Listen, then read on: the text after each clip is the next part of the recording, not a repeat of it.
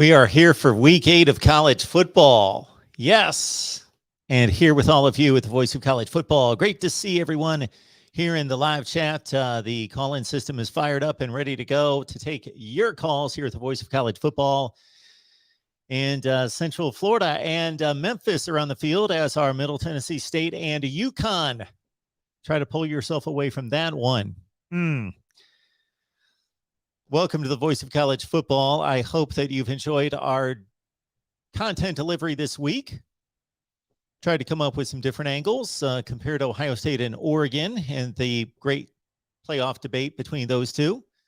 And earlier today, those 6 additions to the American Conference, and to give some perspective on what they may add. And then the big subtractions, of course, a few weeks ago, BYU, Houston, BYU obviously going to the Big 12, but not from the American Conference. Houston, UCF, and Cincinnati. Check out that video if you enjoy those sorts of things. Comparisons in regards to what are those 6 schools from the Conference USA going to add to the American Conference versus the losses of the Big 3, Houston, UCF, and Cincinnati. A lot of good stuff like that throughout not just this main channel here, but our team channels. So if you're not aware, we've got 25 team channels. So lock in on your favorite team.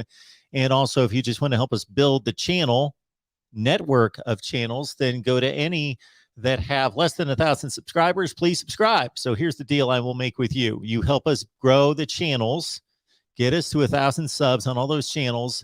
And then when we're comfortably over 1,000 subs, if you don't want to stay there, unsubscribe. Go right ahead. But again, it's week 8 of college football, and I expect it to be a really fun Saturday, even though we have no top 25 matchups. None. No top 25 matchups. The schedule is on the surface. The matchup's so bad on the surface, we'll have to see how it plays out. So bad on the surface that ABC's choice for a primetime game. Did you see this? Ohio State, Indiana. That's the primetime game on ABC. The big noon kickoff. Michigan, Northwestern. That's what we've got. That's what we've got. Now, there are better matchups than that, but because of the selection of the teams and the weight of Ohio State and Michigan, that drives the TV decisions, certainly by the networks. If you have yet to join us here at the Voice of College Football, I will introduce myself. My name's Mark, last name Rogers, and I enjoy talking college football with all of you. Love it. Love it. This is the best thing we do right here, the live call-in shows. Not necessarily the best thing we do, but my favorite thing to do with all of you. So I appreciate everybody being here. No top 25 matchups, but we're going to talk about those games that may affect both conference championship races, of course, because there's generally 3 big ones. Now, obviously, any game at any point can affect the conference championship race. If suddenly Northwestern jumps out and beats Michigan, well, then it becomes a big game. So when there's major upsets that come to fruition, then suddenly that game becomes a big game. But if Michigan sleepwalks through a win against Northwestern, 37-13, nobody really bats an eye, thinks about it, and Michigan goes on to 7-0 and on 2 more difficult games. So on the surface, not big games, but if somebody jumps up and makes a play and makes things happen in the fourth quarter, and suddenly we've got a serious upset brewing, then things can happen. But I'm eyeing 3 games in particular that will, regardless of the winner, there doesn't have to be an upset for them to have major impact on the conference championship races. And so we will talk about those. Also, keep in mind, I love this stat that Clemson is an underdog tomorrow against Pitt. Clemson has not been an underdog in an ACC game since 2014. Since 2014 against Florida State, and that was, of course, the last year that Clemson did not win the ACC, when Florida State went undefeated in the regular season before they got walloped in the playoff at the Rose Bowl by Oregon, 59-20. The last time, so they play 8 regular season games. They always play in the championship game. That's 9 ACC games a year for Clemson. Think about that. 9, that was 7 years ago. Roughly 60 to 65 games. It's been about 60 games ago since Clemson was an underdog in the ACC. Now, they've lost a couple of games since then in the ACC. Of course, nothing in 2015. 2016, Pitt, James Conner, that bunch beat them 43-42. 2017, Kelly Bryant missed the game at Syracuse. They lost on a Friday night. And those two. And then NC State this year in double overtime. Only 3 losses for Clemson since then in about 60 or 65 games. Incredible. But an underdog against Kenny Pickett and Pitt, who is a 5-1 football team. And I am seeing listed for the first time ever, the possibility is still minimal, but seeing Pitt show up in playoff scenarios for the first time ever. Yes, Pitt, the loser of a game to Central Michigan, is showing up in probabilities/possibilities of college football playoff, like the 2% to 7% range. That's your Pitt Panthers of 5-1. And who is Pitt beaten that's any good?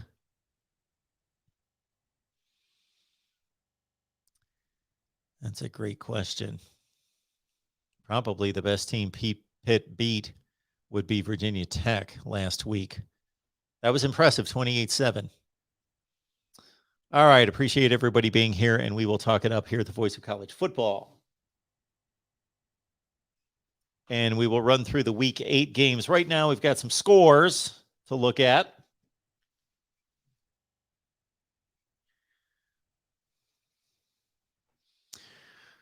We did have some scores, and now my computer's freaking out.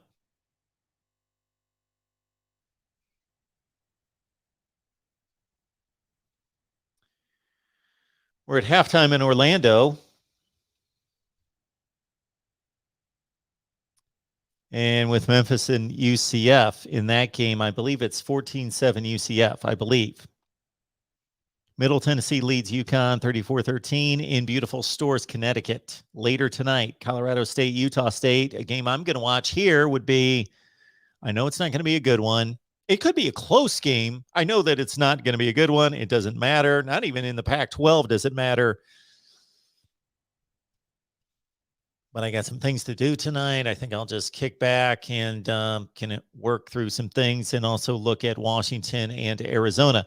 Last night, we had San Jose State beat UNLV 27-20. We had Louisiana over Arkansas State. So 1 week after they blasted App State, who beat Coastal this week, Louisiana barely gets by Arkansas State 28-27. Charlotte, FAU, 2 of those teams that are headed to the American Conference. FAU wins it 38-9. Charlotte beat Duke. And then, of course, SMU still undefeated. They defeated Tulane 55-26. Tulane of the almost upset against Oklahoma, of course. And the big one this week thus far is App State winning. Chase Bryce at quarterback. They defeat Coastal Carolina 30-27 to knock the Chanticleers from the ranks of the unbeaten. I am going to pick up your phone calls and get into the live chat as well. Let me post the number in just a second. But first and foremost, Venmo, PayPal, and Cash App. A Venmo, PayPal, and Cash App to help us build the channel. You can contribute right there. If you would like to bypass YouTube, you can go to Venmo, PayPal, and Cash App and contribute right there at the Voice of College Football. Just search Mark Rogers TV. Search Mark Rogers TV, Venmo, PayPal, Cash App. Also, Patreon. Jump on board before tomorrow's games.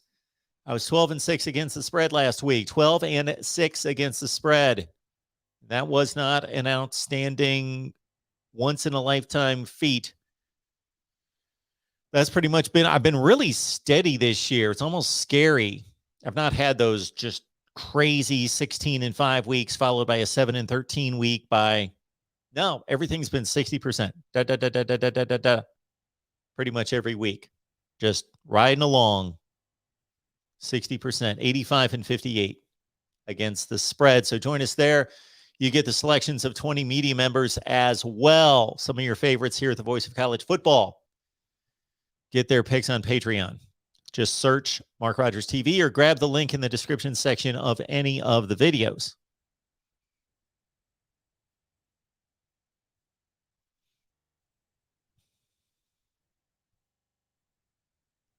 Hey, John, good to see you. The biscuit in the basket. The biscuit better than the basket. Certainly, the basket's nothing without the biscuit. The biscuit, you can do something with it if you don't have the basket. Not that I want a biscuit sitting on the dirty, grimy kitchen table, kitchen counter, but it's a biscuit. Hey, the basket without the biscuit. Yes, the basket is inferior, yes, to the biscuit. And especially our biscuit there, the biscuit. Tony, good to see you. Tony says UCF 14-7 over Memphis, heading to the break. Tigers looking better than recently. Yes, Memphis, I believe, at 3-3.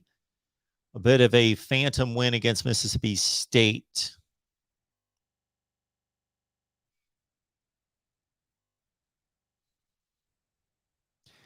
Cincinnati will see neither Memphis or Houston during the regular season. That's unfortunate. I don't necessarily know that those two teams can hang with Cincinnati, but if anyone can outside of SMU, they would be the two teams.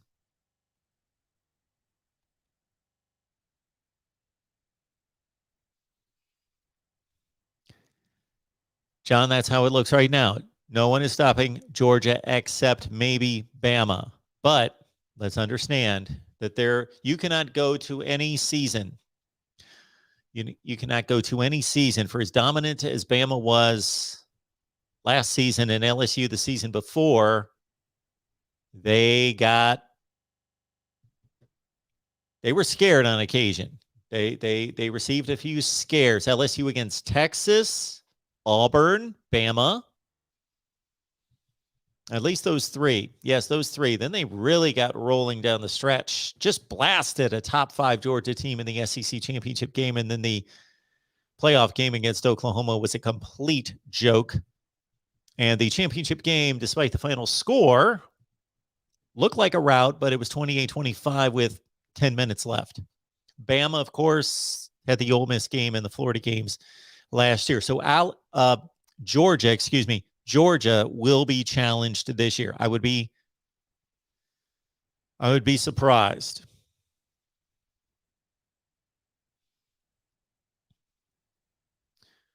So right now, let me lay it out like this before we get to the games here in Week 8. We want to go through our Week 8 preview and, of course, take your calls here at the Voice of College Football. Will anyone win the Pac-12 besides Oregon? Chime in if you've got a different team winning the Pac-12 other than Oregon. There's a championship game. So Oregon could kick it into gear, be really good, and finish 11-1, and the South winner could be 8-4, and, of course, pull off an upset. So it can't happen. It's not necessarily the best team that wins the conference, the best team in season. But I don't hear anybody talking about anybody else in the Pac-12 besides Oregon's going to win the Pac-12. Okay. That's question number 1. That's conference number 1. Oregon, Pac-12. Does anybody else win that conference? Oregon actually is tied right now with Oregon State for first place. So if Oregon State can continue to maintain pace, then the Civil War is going to decide it. Big 12, does anybody win besides Oklahoma? Texas looked good for a few weeks for the first half of the Oklahoma game, and here we are less than 2 weeks later, and Texas looks to be, they're in a sense, they are really playing from behind with 2 losses and to the 2 wrong teams. And of course, Oklahoma State is undefeated. And despite what Oklahoma does in the regular season and winning all these games, they're going to have to get a rematch and beat Iowa State, Texas, or Oklahoma State a second time. But does anybody else win the Big 12 besides Oklahoma? Big 10, more competitive. Iowa, Purdue, Minnesota on the left side. On the right side, Michigan, Michigan State, Penn State. But who wins it if Ohio State does not? Most people think the Buckeyes will win the Big 10. But if they do not, who wins the Big 10? Let me rephrase my question, because give me the team that you believe, if it is not Oregon, Oklahoma, Ohio State in those 3 conferences, who will win those conferences? The ACC, now, normally we'd be sitting here and I'd be serving up Clemson's going to win it. Give me an argument for somebody else. But now it's Wake can win it. NC State can win it. They've got the two best opportunity right now. They're tied for first place in the Atlantic, undefeated in conference, both of them. And Wake, of course, overall.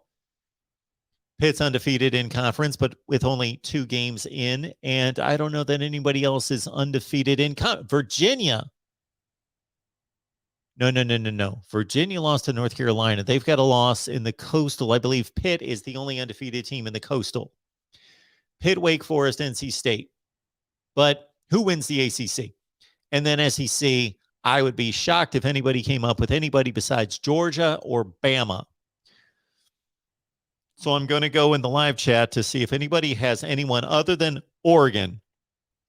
And I'm not talking about I need to hear teams. I know who plays in the conference. But if you believe another team will win, not that they've got a shot, but is your pick besides Oregon, Oklahoma, Ohio State, Alabama/Georgia, and then in the ACC, just give me your winners there.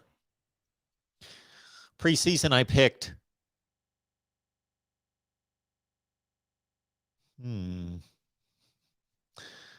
I don't think I'm going to go there. I'm almost certain I picked USC.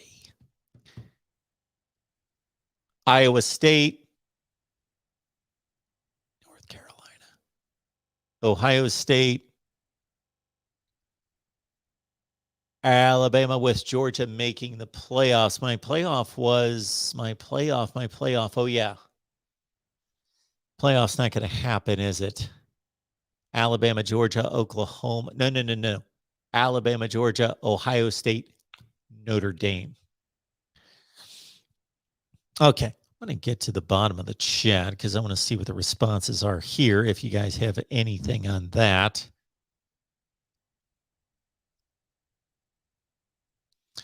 Oh, we've got NSTHTV.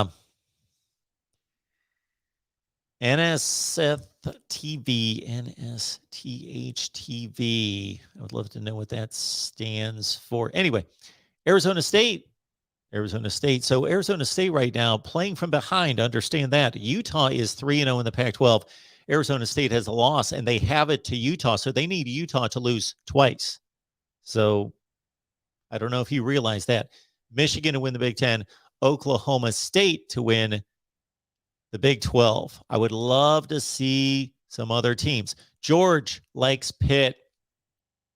Biscuit going against Oregon, but with, yes, Nate, got it.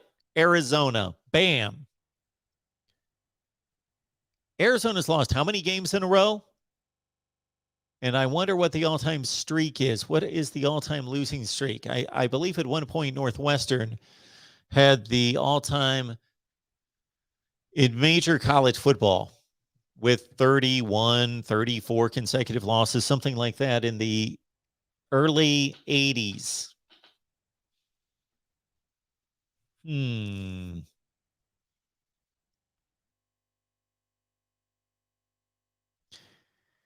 Arizona State looks better than Oregon. Arizona State needs Utah to lose twice. I'm just letting you know, and they're not playing Utah. They already lost to Utah. So just understand that. I'm not saying it can't happen.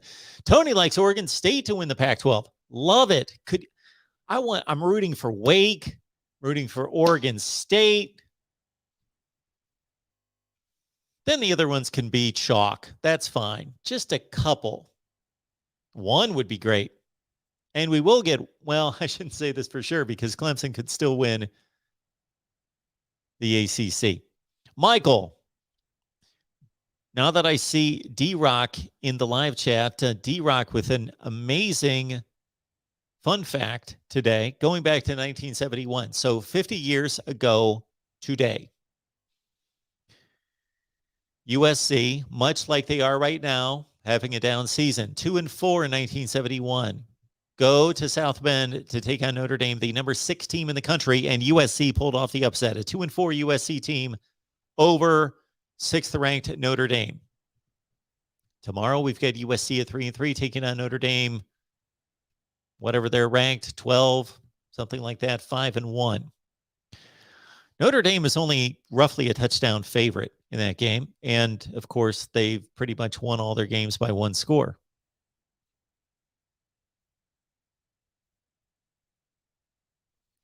Hunter likes Penn State with Sean Clifford.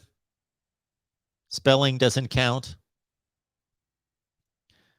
Walter likes Michigan. Mike, now again, are we just throwing these out, or do we truly believe that these teams are going to win conference championships? Oregon State, Oklahoma State, Penn State. So Mike, we'll get you the number here at the Voice of College Football. We do have 3 folks lined up. So I apologize. Those people that have saved my number, I appreciate that, but I need to get the number up there, and I will in just a second. One more time, Patreon. It's $5 a month, 17 cents a day, 12-6 against the spread this kid was last week, and that is pretty standard fare. I'm not saying that I'm going to hit 2-1 every week, but 60%, that's the goal, and we typically get in that range. So join us on Patreon. Also, our Voice of College Football community there on Patreon. So you get more than just my predictions and predictions during the football season. It's a good time. Head on over to Patreon, and I'm not going to announce it because I have not finalized it, nor do I really know anything about it at this point, but I believe I've made a decision about what we will provide Patreon during the off season. Good stuff. And then one more time, Venmo, PayPal, Cash App, just search Mark Rogers TV. Welcome to the Voice of College Football. Who's on the line? Hey, Mark, Michael, how's your Friday night going, sir? Michael, I'm doing well. How are you? Not bad for Friday. Got a busy day tomorrow. But anyway, I don't know if you see my teams, but I have Oklahoma State, Oregon State, Pitt, Purdue, and Georgia. Somehow, some way, I think that Purdue. I mean, yeah, Purdue can stumble. You're fading on us, Michael. I don't know where you're going. Oh, hang on. I lost you. Does everybody hear Michael? I don't really.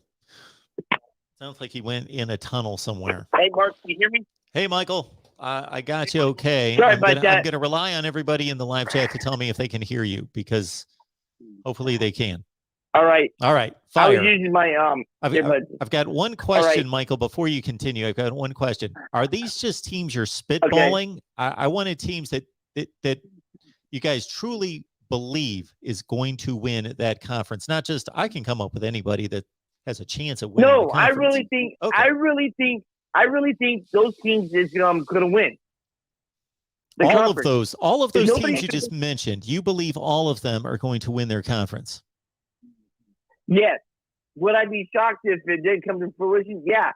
But why is nobody talking about Oregon State? I think having a chance to win the Pac-12. They're not that good. That's why nobody talks about them, first and foremost. What's the record? The team is Purdue 4-2? I think they're 4-3. Oregon State, let's look them up. They beat USC. And when I say they're no good, I mean in terms of winning a conference championship, even that conference. But, hey, they're tied for first place. They are. And, I mean, have they already gone through their is their schedule in their early game? I mean, yeah, they lost last week to Washington State. But, I mean, is there and they got, Utah tonight or tomorrow? Here you go, Michael. Of course, as you well know, they lost to your Boilers. That was a pretty competitive game, and they beat Hawaii and they beat Idaho. Okay, in conference, they're 2-1. They lost to Washington State. So the winner of the Pac-12 is going to lose to Washington State. Okay, they beat USC and they beat Washington. So they've got Utah coming up tomorrow. Big game for them. They go to Cal. They've got Colorado on the road. They've got Stanford, Arizona State, and then, of course, Oregon. Yeah, Utah can do it, or maybe Arizona State. But something tells me about Oregon that they got Oregon's number. And I mean, yeah, it's just up in Eugene, but something tells me that it's going to happen this year. Okay. From the way that I've seen it played back. But you don't think they're a very good team? In that conference, they've got a shot. Mm-hmm. I think they're a top 40 or 50 team in the country. All right. But so what do you think about Oklahoma State? You don't think they can get it done? Oh, I think they're good. I think Oklahoma State's good. And because they have already taken on, except for Oklahoma, the bulk of their schedule, most of their difficult games. Well, of course, they've got Iowa State tomorrow, but by beating Texas and beating Baylor, they put themselves in great position to, of course, have the head-to-head over those two to just get – all you have to do in the Big 12, of course, is get to the championship game, finish second, and maybe Oklahoma runs away with it in the regular season, goes 9-0 in the conference, but you go 7-2, and Oklahoma State has already won two key matchup games, Baylor and Texas, so they're in good shape. Mm-hmm. Yeah. And another thing I'm going to try to figure out is, I'm talking about Wisconsin.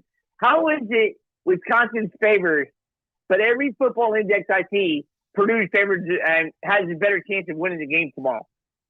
Okay, so Wisconsin is the Vegas favorite. Do you know what the point spread is? 3.5, I believe. 3.5. Games at Purdue, correct? Yes. Okay. And you're telling me that the FPI, which reminds me of something. Okay. I'll have to get into this after the phone call.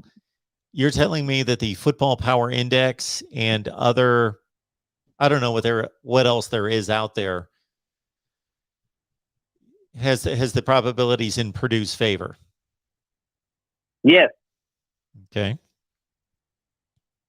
And isn't that kind of weird? Because usually the team that's favored usually and stuff like that, it says they're giving them a 55.2% chance of winning the game tomorrow. You are right. So basically it's saying it's a 50-50. But I do got to say this, though. I know that Street Cats come in with Wisconsin. They've lost, the last 13 in a row, I think. I mean, they've lost, the last 13 in a row to Wisconsin. Yeah, something like that. It sounds right. But it's not a 50-50. It's 55-45. Well, yeah. If you believe in the FPI. I see what you... Mm-hmm. But I'm just trying to figure out how is that... But, I don't know if you do or not, but how is that the case? And yet Wisconsin still favors. Well, they're two separate entities. Vegas does what they do. The Football Power Index does what it does. They're not connected. Mm-hmm. Mm-hmm. Yep, I was just wondering. And another thing I'm trying to figure out is, when is people going to start respecting Purdue's defense? Who does not respect Purdue's defense? Oh, there's a lot of people that still think they don't have a good defense. And they're like the 13th ranked defense in the country. 13th ranked in the country, having played Minnesota, Iowa, Oregon State, UConn, Notre Dame, Illinois. So Wisconsin's coming up, Nebraska, Michigan State, Ohio State, Northwestern, Indiana. Well, the offenses that they faced, it's easy to look at that and say that they have not faced good offenses, but Notre Dame's capable, and so is Oregon State. And so what about Minnesota? Yeah. Minnesota is, I believe, has a better offense than Iowa. Yeah, I think they've for them to be 13th ranked, going to Iowa City, giving up a touchdown, 7 points there. That's impressive. And I know Illinois is not good, but they score more than 9 points against everybody else. Yeah. Yeah. And I think scoring to 13 points in 3 straight games with Illinois, Notre Dame, and Minnesota hurt, because there was plenty of chances they could have scored a lot more. They left points on the field. And so, I'm thinking they're 3 plays away, in my opinion, from being in the 6-0 team. Well, sure. But yet there are several plays. They could also easily be a 2-4 team. Yeah, you could say that for a lot of teams. I don't think that's uncommon.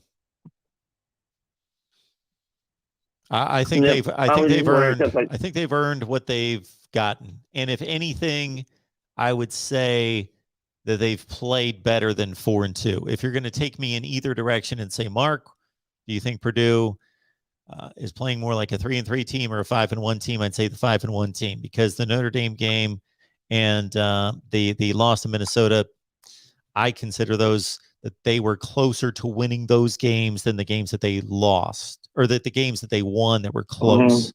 Like this Iowa game, of course, they just took on the number 2 team in the country, which I do not believe Iowa's the second best team in the country, but I believe them to be one of the 15 best teams in the country.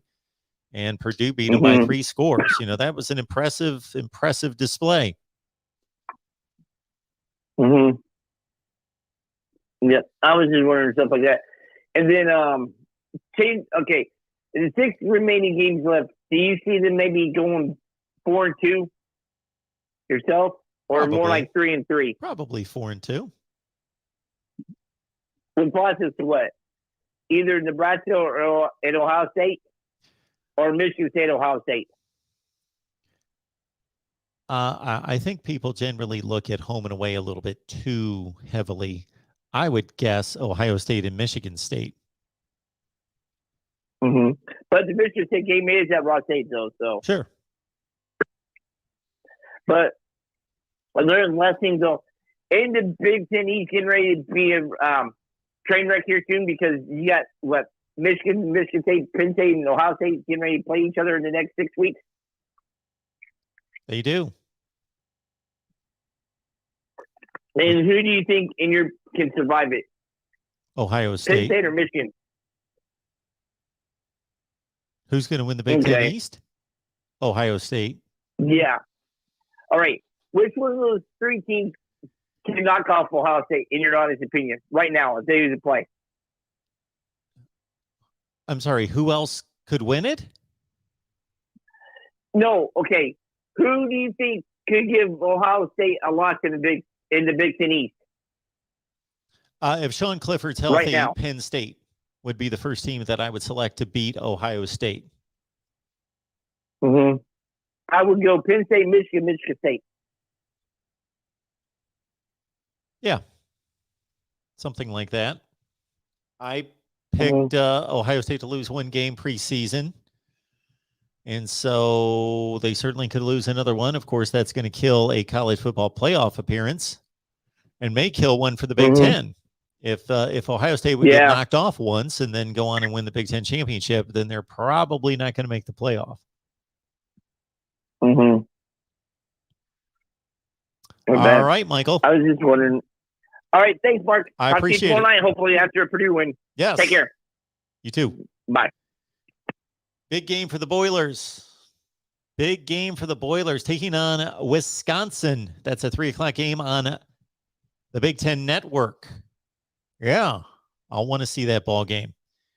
Before we get to another call, I want to answer this question on the screen, and I will get the phone number on the screen as well.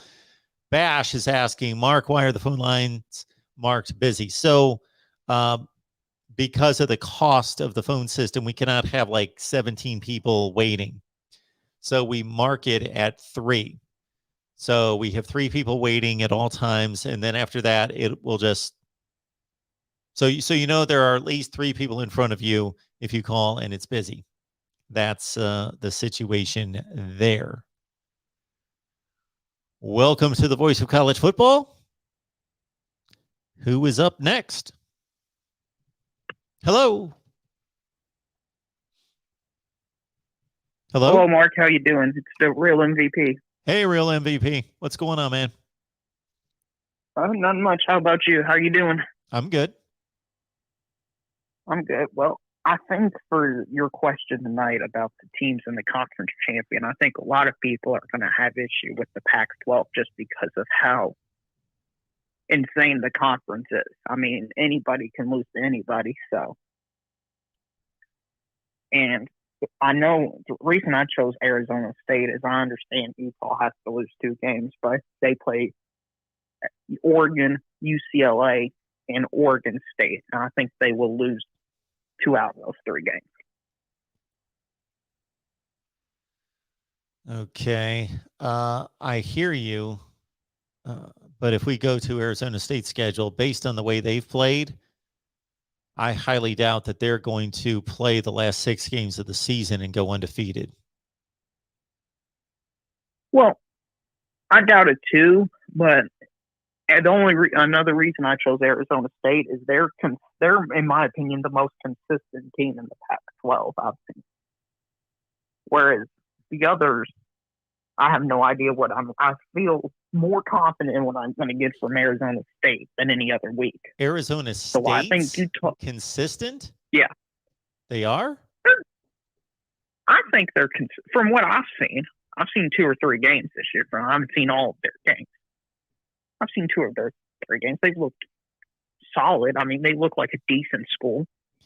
It seemed like I saw more people in the live chat, including yourself, pick Arizona State to win the Pac-12 than Utah. They just played 6 days ago, and Utah scored 4 consecutive touchdowns and beat them by 2 touchdowns. And basically have a 2-game lead in the division. Not saying that Arizona State can't come back and win the division, but the probability of it happening is rather low. Well, I mean, it is low, but it's the Pac-12, so it's possible. If it was possible in any conference, it'd be the Pac-12. But that was just my reasoning for Arizona State. I think Georgia in the SEC is clear number 1. Alabama's a great football team, but Georgia's on a whole different level this year than everybody else. So it's going to be tough to beat Georgia. And then you said, Oklahoma, who'd you say out of the ACC? Well, that was my one conference. No, that was my one conference where I said there is no favorite. There is no just set team. Yeah, that makes sense. I mean, yeah, it is a dumpster fire in the ACC. I mean, Clemson has an outside shot. Yes, it is. It's beautiful. It's beautiful. It's a beautiful dumpster fire. I'd rather have a dumpster fire than Clemson 7-0, and they've beaten everyone by 5 touchdowns, and we're sitting here in mid-October just waiting for them to play some sacrificial lamb in the ACC championship game and go to the playoff. You don't want to see them play a 7-5 Pitt team? You don't. I thought that's what everybody wanted, was a 7-5 Pitt team versus a 12-0 Clemson team, and then Clemson to win by 40. We've seen it. Yeah, that was. Speaking of that, that was the one argument that people bring up against automatic conference champions making the college football playoff when they expand. Yeah. So, and Mark, do you? I don't buy that argument. I understand it. It's not insane. Yeah, there could be a team that could go 6-6, 7-5, play a 12-0 team in the other division, win the game, and they go to the playoff. But isn't this the reason we've set up conference play? Well, one of the things I was thinking about just to avoid that scenario is just do away with division. Because it worked out well for the ACC last year. Yeah, I don't know. Do that. I mean, I'm okay with that too, but I'm okay with the divisions too. If there are some things that I'm adamant about, I come on here and I rant, rave, and say, get rid of this, fix this. This is awful. This is ridiculous. All those things. But when it comes to divisions, I get the point. Get rid of the divisions. Just take the 2 best teams like we do in the Big 12. But what's going to happen 1 year in the Big 12? This is going to happen. Most likely, Oklahoma is going to go undefeated, and then there's going to be a 3-way tie for second place at 6-3. And that 6-3 team is going to beat Oklahoma in the Big 12 championship game. And there are going to be certain people that say, that's not really fair. It's similar. Well, I get that, but I mean, at the same time, at least in that scenario, everybody played everybody. Yes. So it was more fair. Yes. Because in this scenario, I mean, if you're in the Big Ten East, for example, I mean, 4 teams Yes. out of the Big Ten East probably can beat the best team out of the Big Ten West this year.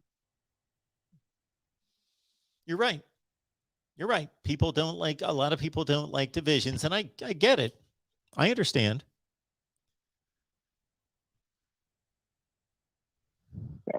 For these last 6 or 7 years in the ACC, just think about the poor teams that had to play behind.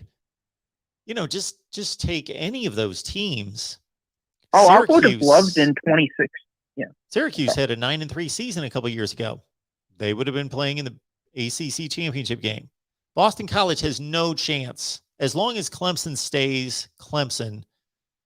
Teams like Louisville, Boston College, they're not great. Should they be playing in conference championship games? Probably not. But in the ACC, if they were playing in the other division, they'd have a great shot at going to conference championship games. NC State, they have no chance when Clemson's on top of the world, crushing them. Right. I mean, it's kind of the same thing with in the SEC West with Alabama. Nobody except Alabama has the real shot. You've given me like Ole Miss is a solid team. I'm sorry to reel MVP. Go ahead. You're fine. No. You speak, Mark. This is your show. Well, you gave me an idea for a video in the off season. Going to go through all the conferences and determine what the championship game would have been if we did not have divisions. Well, Matt, I'm glad you think that. I would love to see someone when Louisville had Lamar Jackson in 2016 against that Clemson game. Yeah. I would have loved to see a rematch of that in the ACC title game. Yeah. That would have been a heck of a game, and Louisville could have won that game.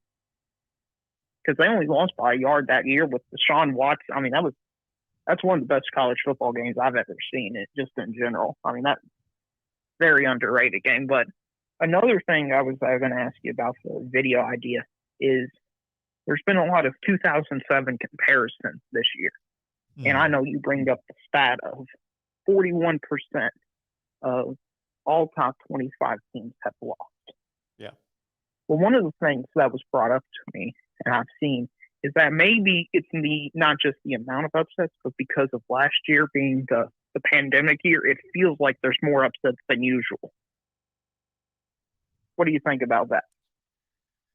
Well, regardless of what it feels like, there are more upsets than usual.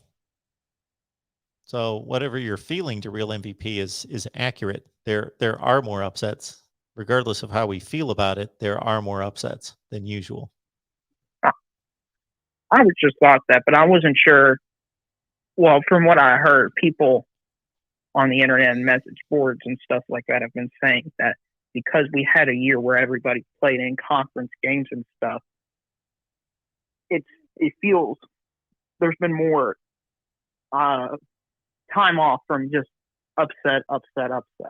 I'm not sure if I'm explaining it well. I'm probably not, but I would love to see like a 2007 versus 2021 video just going down. Like, okay, here's how many FCS versus teams. 2021.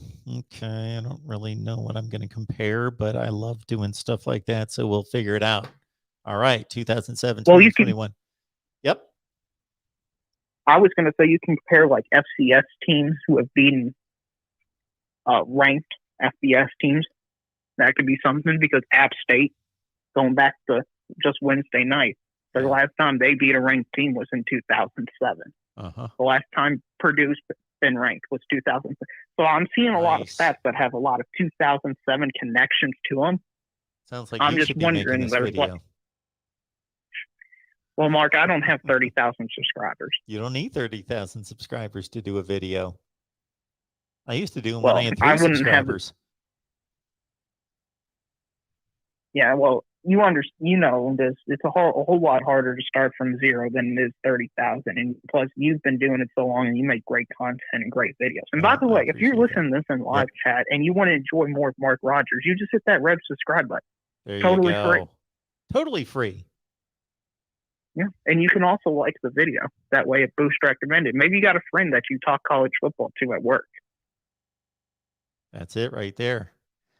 I am curious. There you go. There's a good, because as you well know, to Real MVP, when we started getting all these upsets, people were jumping on 2007, and I get it. My first thought was, okay, the thing that people remember from 2007 was, in addition to what you brought up with App State, which is a great connection you made between what happened this week versus Michigan 2007, but most of what people remember were those last couple weekends.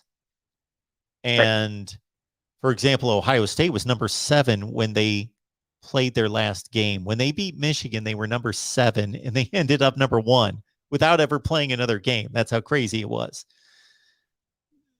I don't know how to compare 2007 without going back and looking at it to right now, because what I remember of 2007, and it seems similar to everybody else, are the last couple of weekends. We obviously haven't gotten to that point to make that comparison. So I don't know if it was crazy in 07 before. I don't remember. Once I start looking at the scores, my memory will be triggered and I'll remember what happened. But I don't necessarily remember that it was crazy starting in week 1 going forward.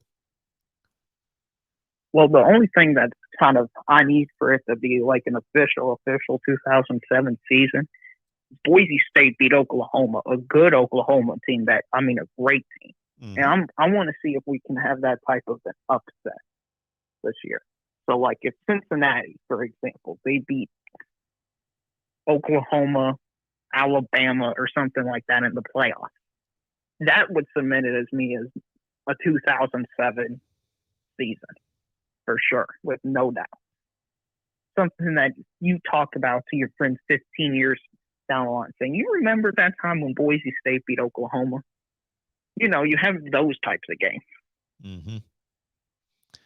And I think, I'm trying to think, has there been this year? That's the only knock I see on this year compared to 2007. There hasn't been that one big game where it's just like, whoa. I mean,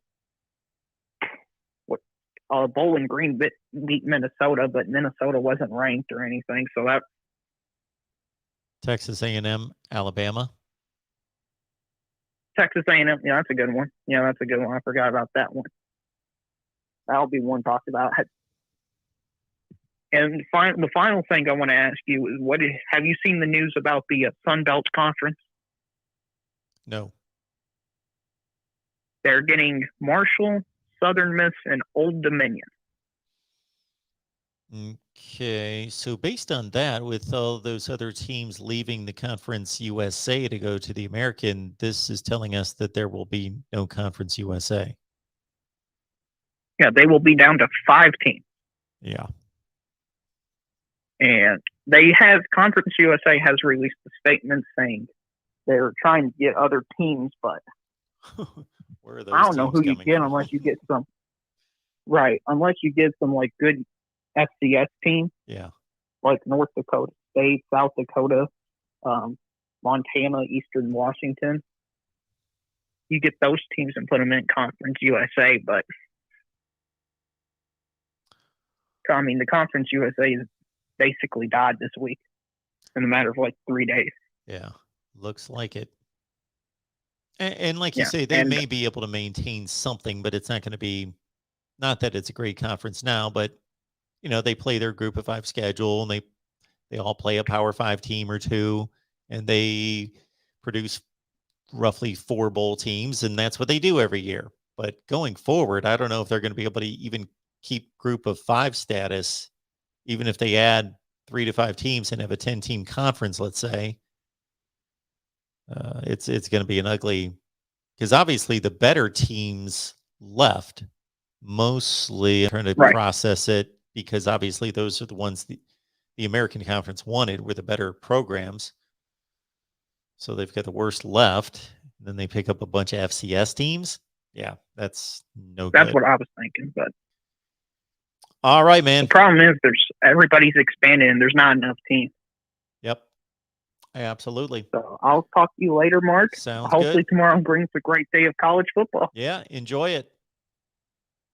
Will do. Next up here at the Voice of College Football, again, Venmo, PayPal, Cash App. We appreciate your contributions. Also, the Super Chat is on Patreon. 12-6 against the spread last week.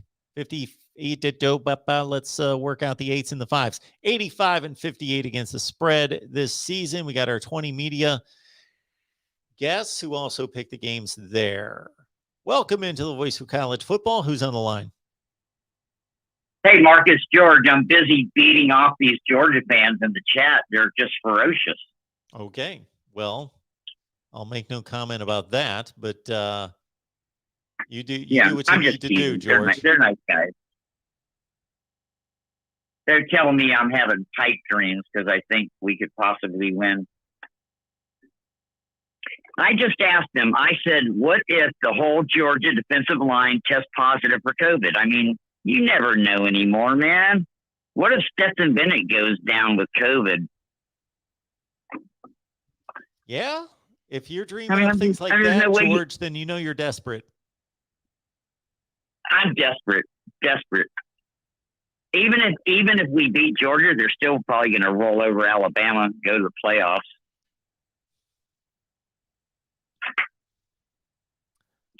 I want to see the committee have to choose a 2-loss team in the SEC to make the playoff. If they will go ahead and do that. I don't know what's wrong with this Kehlani L. Oh, never mind. I'm not even going to mention this comment about hand jobs. Hey, I don't watch professional football like in the last 10 years. I just got tired of it. And I was watching a game last night with my brother. He's in Mississippi. I'm in Oregon. We're on the phone. We're watching this game. And all of a sudden, the whole conversation changed. He paused his thing and he wouldn't start the show again. It was this commercial from General Motors. Do you know what I'm talking about? No. Okay. Because we live in a communist country and you're not allowed to talk and there's no such thing as free speech, we need to tiptoe around this. Listen to this. When we get off the show, I want you to Google this and watch it. All right. Type in General Motors NFL We Are Gay commercial. So here's what my brother was trying to tell me that he took like a half an hour to get out of his mouth. He was just like, what the fuck is going on? Here's their commercial. It says, we are gay. We are lesbian. We are transgender. We are bisexual. Yes, I've seen that. It's been around since the beginning of the season. Yeah. I didn't know that. Try that on NASCAR fans. See how that works. Yeah. I don't think that ain't gonna work for me. Now I was okay with it right till the end. I thought it was gonna say we are. Yeah, we're not gonna go on about this for long, George. But the only thing I will say about No. I don't want to go on about it long either. All they had to say is we're middle class America, single parents, homeschooling their unvaccinated children. Throw that in there, and I'm fine with it. But no, not a word about us. Exactly. You know? Throw in everybody. Right. Exactly. Yes. Right. If you're going to do that, you know what? Football is actually none of those things. Football is a freaking game. It's a sport. It's none of those things. It's the most inane, asinine commercial ever created. Stupid. I just had to say something about this. I'm just like, okay, back to football. Georgia doesn't think they can lose to Florida. For the last 12 years, we've all won 3 games in a row. We have to win 2 more to keep that streak going. We won last year. It's our turn. They won 3. We won 1 last year. We have to win 2 more to keep it going. For 15 years, it'll be 3-3, 3-3, 3-3. But we're in danger this year. You have to admit that. We're in danger. They could break that streak of 3 years each. Have you thought about running for president, George? The real MVP would like you to run. Listen, I talked to my brothers about this today. I told my brothers we're all in our 60s. I said we should all run for political office And our platform is we're stopping all mandates. Life goes back to normal. How could you lose? I might be president next year. All you guys are coming to the White House. I'll tell you right now. Guess you could lose if the election's rigged. That could be one way, but that would be the only way. Just listen. Everybody just write me in for president. That's all we got to do. Look, it'll work. A write-in. Gator George. God help us. That's what all friends said. Kevin says, "Can we God help us all. Venmo? Can we Venmo George?" See, nobody Venmos me, so they're asking about. They'd like to. Kevin would like to Venmo George. Yeah, get the campaign Listen rolling. to me. If you would like to Venmo me, send Mark the money, because since they gave me this cheap phone, I haven't done a super chat. I haven't made any donation. I can't do PayPal because they gave me the old people phone. I don't know how to do anything anymore. It just won't let me do it.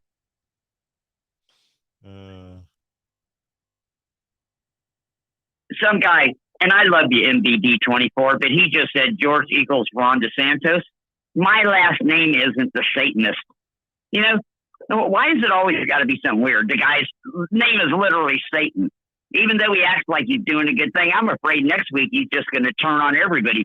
Now that we've established the governor is a dictator and can just dictate shit, that's a bad precedent to set. We don't want that. Yeah, we don't need the governor stating that. But I don't know where you're getting the spelling of his name. I don't get that.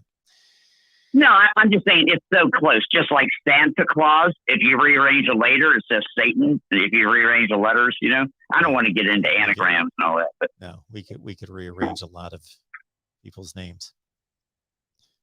All right, I'm just trying to keep the chat entertained. All right, you go back to that, George. Appreciate all right. the call, man. Somebody do a $5 super chat for me and say this is for George. I love you guys. See you, man. Bye. See ya. All right. Next up here, the voice of college football. Who's on the line? I believe we got two on the line Hey, at the you same got time. one. Is that what happened? Maybe. We'll see. Yeah, I think so. Oh boy. I'm gonna have to eliminate somebody. It like double clicked. And I will, unfortunately, whomever I just cut off. Yeah. All right. Welcome in. I apologize to the other individual, but the mouse double clicked and therefore I had to make a choice. They may have to wait in line, but all right. Yeah. Who's on the line? Hey, Mark, how's it going? This is Emmanuel. Hey, Emmanuel. What you got? Hey, I wanted to discuss LSU's vacancy. Okay. So I saw your video about the top three candidates you thought were. Is that who you think should be the coach, or who do you think that LSU is actively seeking? No, that's who I would. That was, in a sense, a fairly generic list. In that, if I had any vacancy in America, that would generally be the three that I would go after. I think they are the three. Not that they don't all have jobs currently, but that seem to be the most qualified / still young and growing and emerging and climbing the ladder. So those are the three guys that I like. Yeah, I think those are excellent picks. But I made a list, and let me know what you think. Okay. I think their number one pick for the job is Joe Brady. I don't think he goes because I believe he wants to stay in the NFL and become an NFL coach. That's why he left college. But I think Joe Brady's number one. I got Jimbo Fisher at number two. I think they really would like to get him. I don't think they can get him, but they're going to try. I've got Kiffin at three, which I think is probably the guy that they could probably get. And I got Franklin at four. What do you think?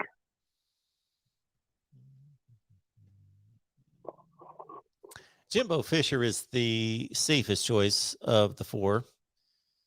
He's coached the longest and proven to be capable wherever he's gone, and of course has won a national championship and is building something at Texas A&M. Lane Kiffin, I guess once he would go to somewhere like LSU, that would maybe slow down the thought that he would just continue to burn through these jobs every 3 years for whatever reason. I just think that there are certain places he might go from Ole Miss. I know that Miami fans, for example, want Lane Kiffin, many of them. And my hesitation would be that he would just not really become part of the program, really look at it as a long-term situation, but look at it as somewhere he could make a splash and go somewhere else. At LSU, that might be a place where he would want to build a legacy. I think he's grown up to a certain extent. You know, he did do something stupid on the sideline a couple of weeks ago that was brought up in our Miami live stream that I thought was, some people thought we were blowing it out of proportion, but I did think it was a childish, stupid way to act on national television.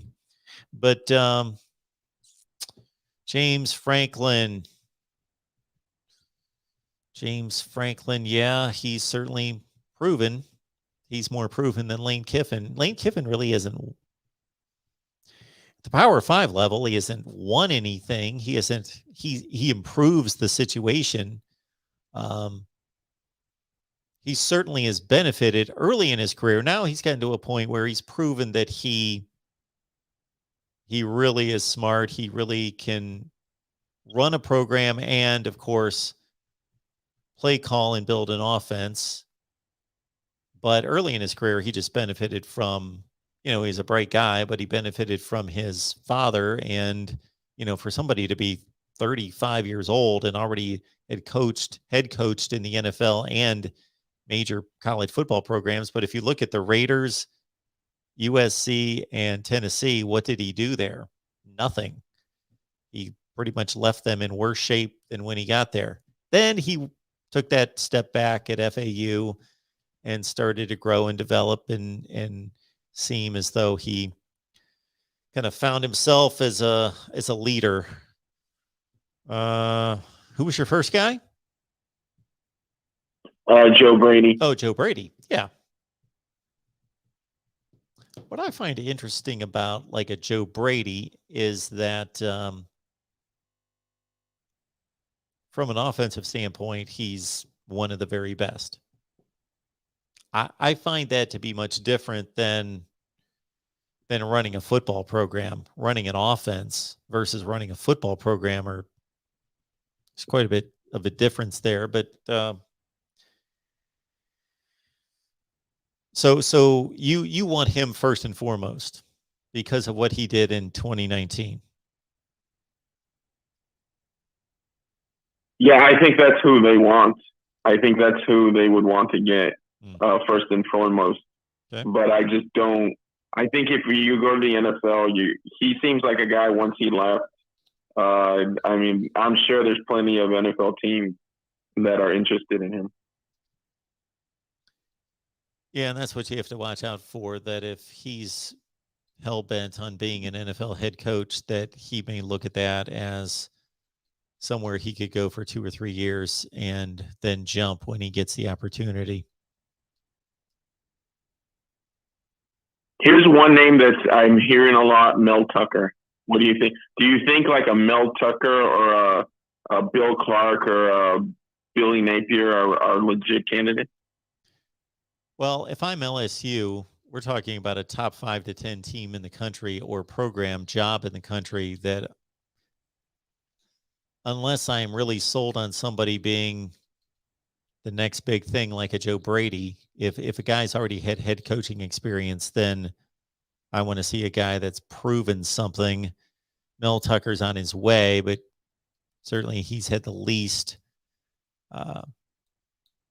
to show for his head coaching experience. He only had 1 year at Colorado and now a second year at Michigan State that looks really good. But I love Mel Tucker's demeanor.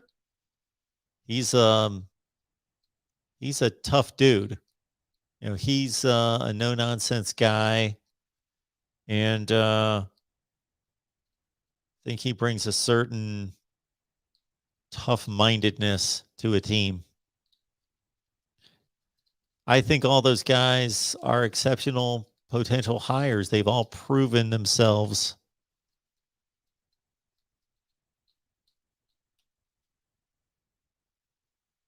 If you had to place a bet, Yeah. like $1 million bet, Yep. who is the next LSU coach? Oh, wow. That's a good one. Let's see. Next LSU head coach.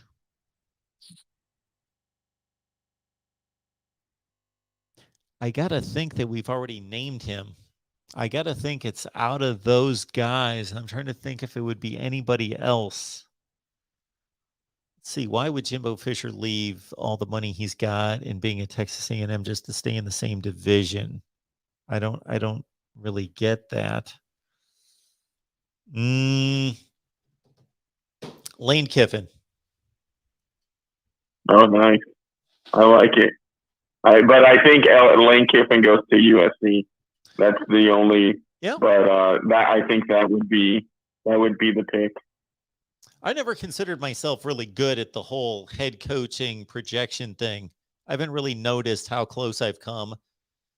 Maybe I'll have to start keeping track of that to see if I'm really lousy at it or decent. I don't know. I don't keep track of that like my game predictions. You know. You got to. All right, Mark. Hey, I'm going to let you go. I've taken enough of your time, but I love the show. You're the hardest working man in college football, and I'll keep tuning in. Appreciate Thanks that. for taking my call. Have a good night. Yeah, you as well. Bye. All right, let's keep it moving here. The voice of college football. And again, my sincerest apologies to whomever called initially that I had to cut off because we had a double line working there. Welcome to the voice of college football. Who's on the line? It's Bash. Hey, Bash. What's going on? Hey, what's up? You know, I got a little bit of a problem with something you said earlier. A little bit of beef going on. All right. I'm all joking aside. I do want to disagree with you and challenge you a little bit, and this will all settle itself on the field. But hey, we can still talk about it now. You said Penn State's the biggest challenger to Ohio State in the Big Ten East. I strongly disagree. I think they are the third best challenger to Ohio State in the Big Ten East. Okay.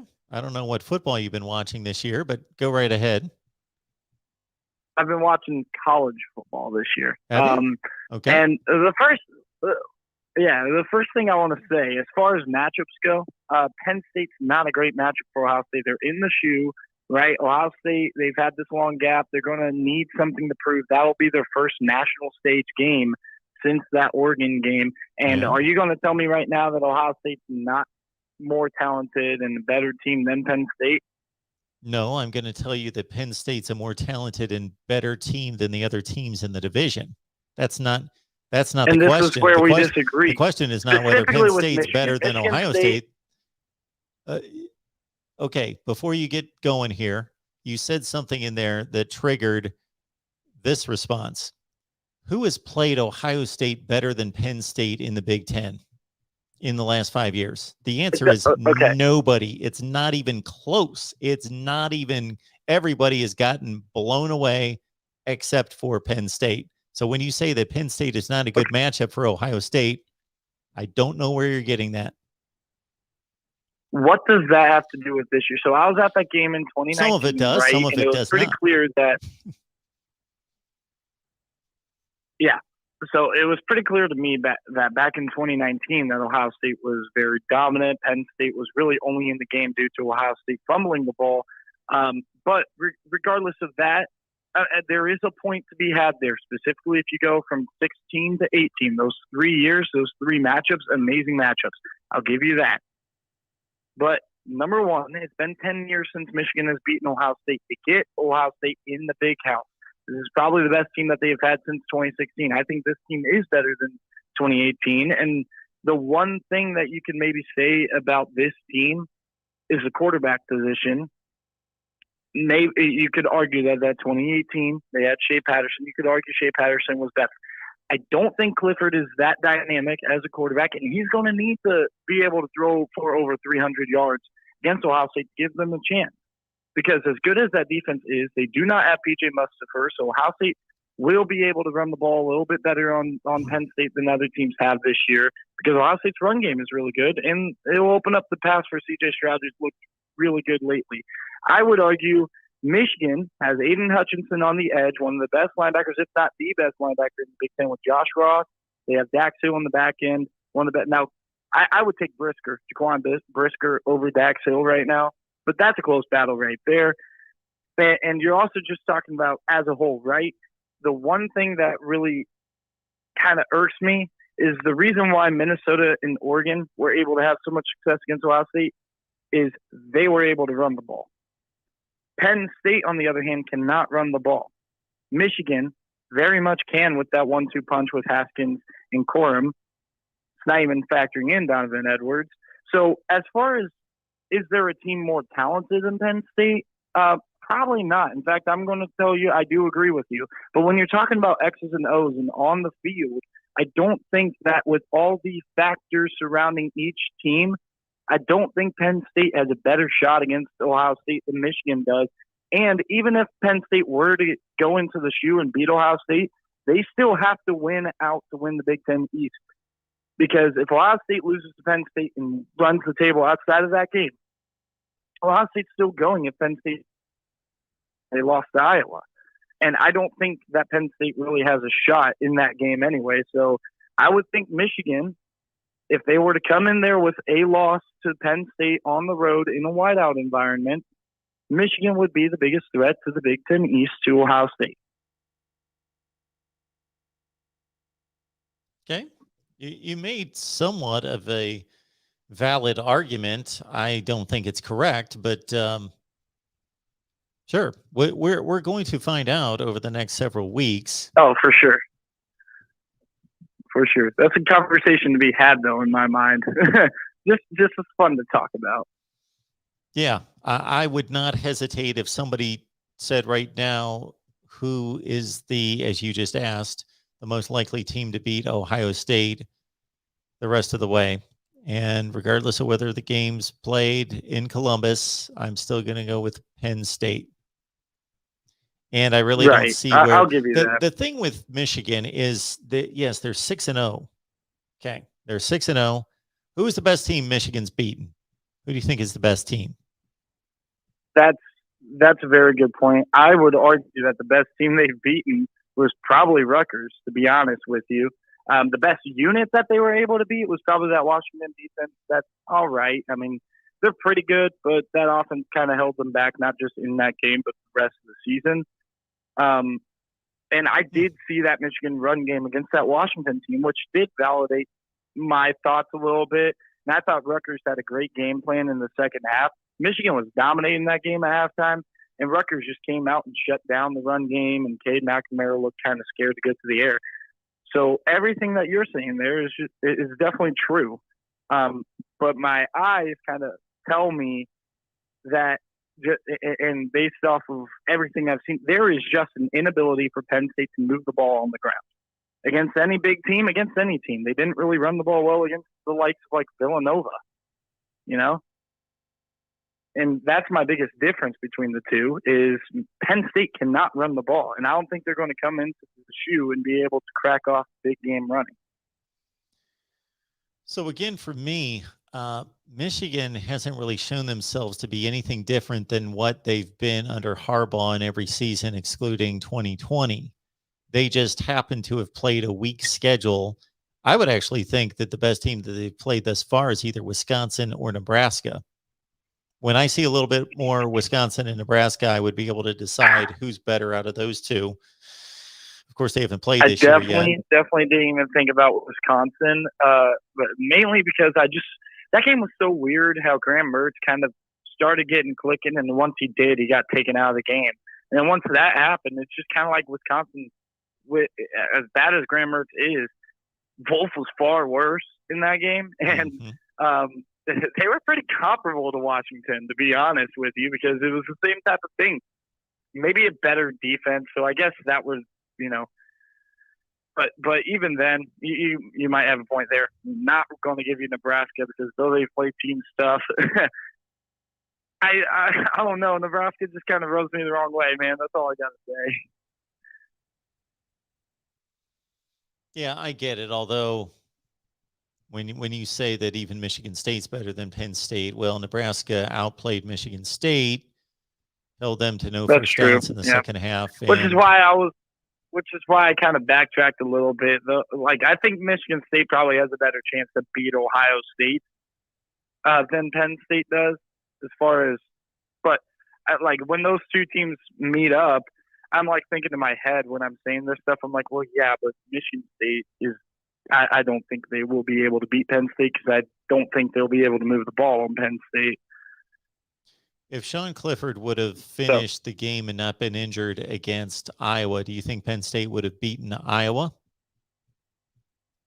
I do think they would have beat Iowa, but I don't know that for a fact because I do feel like the momentum, it was at least the Iowa defense kind of started getting in a rhythm before Clifford went down, so they were able to get stops. And Clifford does not play defense, so that touchdown for Rigoni was just kind of – now that can kill a team, though. I think the most impactful injury in that game was P.J. Mustipher in that game. And the biggest reason why was because it did not get the push needed up front to really make Petrus accelerate his clock when it came to the pass game.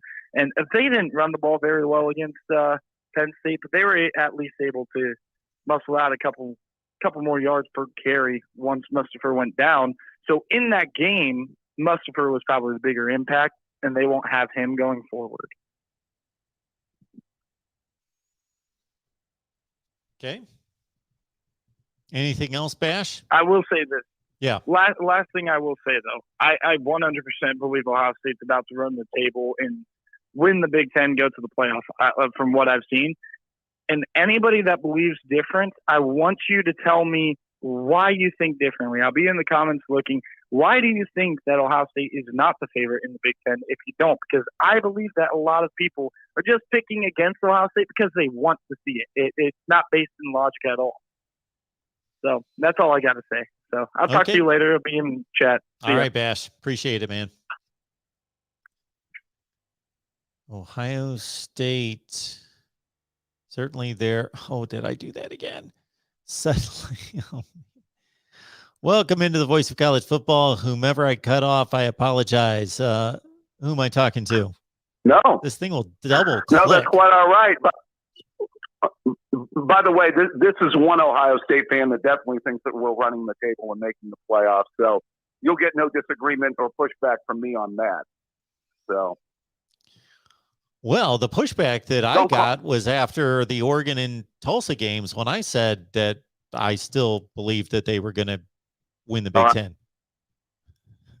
Well, listen, and I have my doubts, but maybe it's just – here's the thing about this team. I do think that they're getting incrementally better. And I'm not saying that I'm completely getting 2014 vibes here, but I will say this. You could clearly see that Stroud is making some of the same strides that I think JT Barrett made that year. Is that a fair statement? Sure. They're different, somewhat different style quarterbacks. Of course, JT Barrett more reliant on his legs because of the way Urban Meyer wanted to call the offense. But yeah, certainly. And of course, JT Barrett, the horrible statistical night, I should say, that he had against Virginia Tech, much of that not his fault. New defense that they didn't prepare for. Receivers didn't beat their man. Virginia Tech very much trusted those two NFL corners to lock guys down, and Michael Thomas, Devin Smith, etc. were not up to the challenge on that particular night, but would be later. And yeah, it was just difficult for him to. He was under siege, and his guys weren't separating. Well, I will say this in kind of making that comparison. I'll also make some differential, some differences between that that year and then this year. One of them I've already talked about. Number one, I think it's fair to say that the Big Ten Conference is a lot better conference in 2021 than it was in 2014, right, Mark? 2014, you had Michigan State. They were a top 10 team. Penn State wasn't very good. Michigan won 5 was games. Terrible. Right. Wisconsin was okay. Wisconsin was decent. They, of course, lost the championship game. I think they went 9-4. Yeah. It's has more quality teams. Yep. So basically, remember that season after they lost the Virginia Tech game, it was pretty much, their whole season was pretty much built around getting that return matchup against Michigan State. Now, granted, actually their toughest game that year, most people don't talk about it, even more than Alabama in the semifinal, was that double overtime game at Penn State, which they had to survive, which they were fairly fortunate to survive. And then it was all building up to Michigan State, who was easily the team they had to beat to win the conference that year, and ended up clearly being the second best team in the conference. So I think once they won that game, I think that gave them a lot of confidence. The other difference I would say, other than the conference being stronger this year than it was in 2014, and I'll just go back to the defensive side of the ball, although I will say we didn't know how good that defense was until they shut out Wisconsin in the Big Ten title game. Wouldn't you say, Mark? Yeah. The Michigan State game was one of those games where it was difficult to completely judge the defense. They gave up a lot of yardage and a lot of points, but Ohio State kind of jumped out 21-10, 28-10 in that range. Then it was just kind of a scoring fest, but they were always comfortably ahead. Yeah, they had a lot of games like I think they beat Maryland like 52-24. They gave up points and yardage, but it wasn't that close. Of course, the Penn State game, they led that game 17-0 and let it slip and away. Then Penn State. Yeah. Yeah. So the defense played a pretty good game, but that Penn State offense was pretty pedestrian. So yeah, the defense certainly in the playoff, starting with the Big Ten championship game, showed what it would, not necessarily what it would become, but what those players would become more so on the next level. Well, the only one consistent that entire year, though, was Joey Bosa. He was a dominant force the entire year. And that's the one thing that I would say is I don't see anybody quite in the front seven like that. You know what I mean? And I mentioned to you about them not having that ultimate, real difference maker, particularly on the D line like they had that year. What eventually got better that year, I think, was their linebacker play, and their secondary play got better by the Big Ten title game and then throughout the playoffs. Now, I would say conversely this year with them playing a lot of freshmen, I think that I would expect them to be better players by the end of the year than they were, certainly by the beginning of the year. So I would make that comparison. Yeah. Well, I don't know what your thoughts are on we can make the comparison in terms of what needs to be done. We'll just have to wait and see it as to whether it will be accomplished. They're in the process. I try to take a measured look at that because you have your detractors that say it's a bunch of bad teams that they've improved against. And then your super optimistic Ohio State fans think that they're just ready to roll and they've already started this roll. And,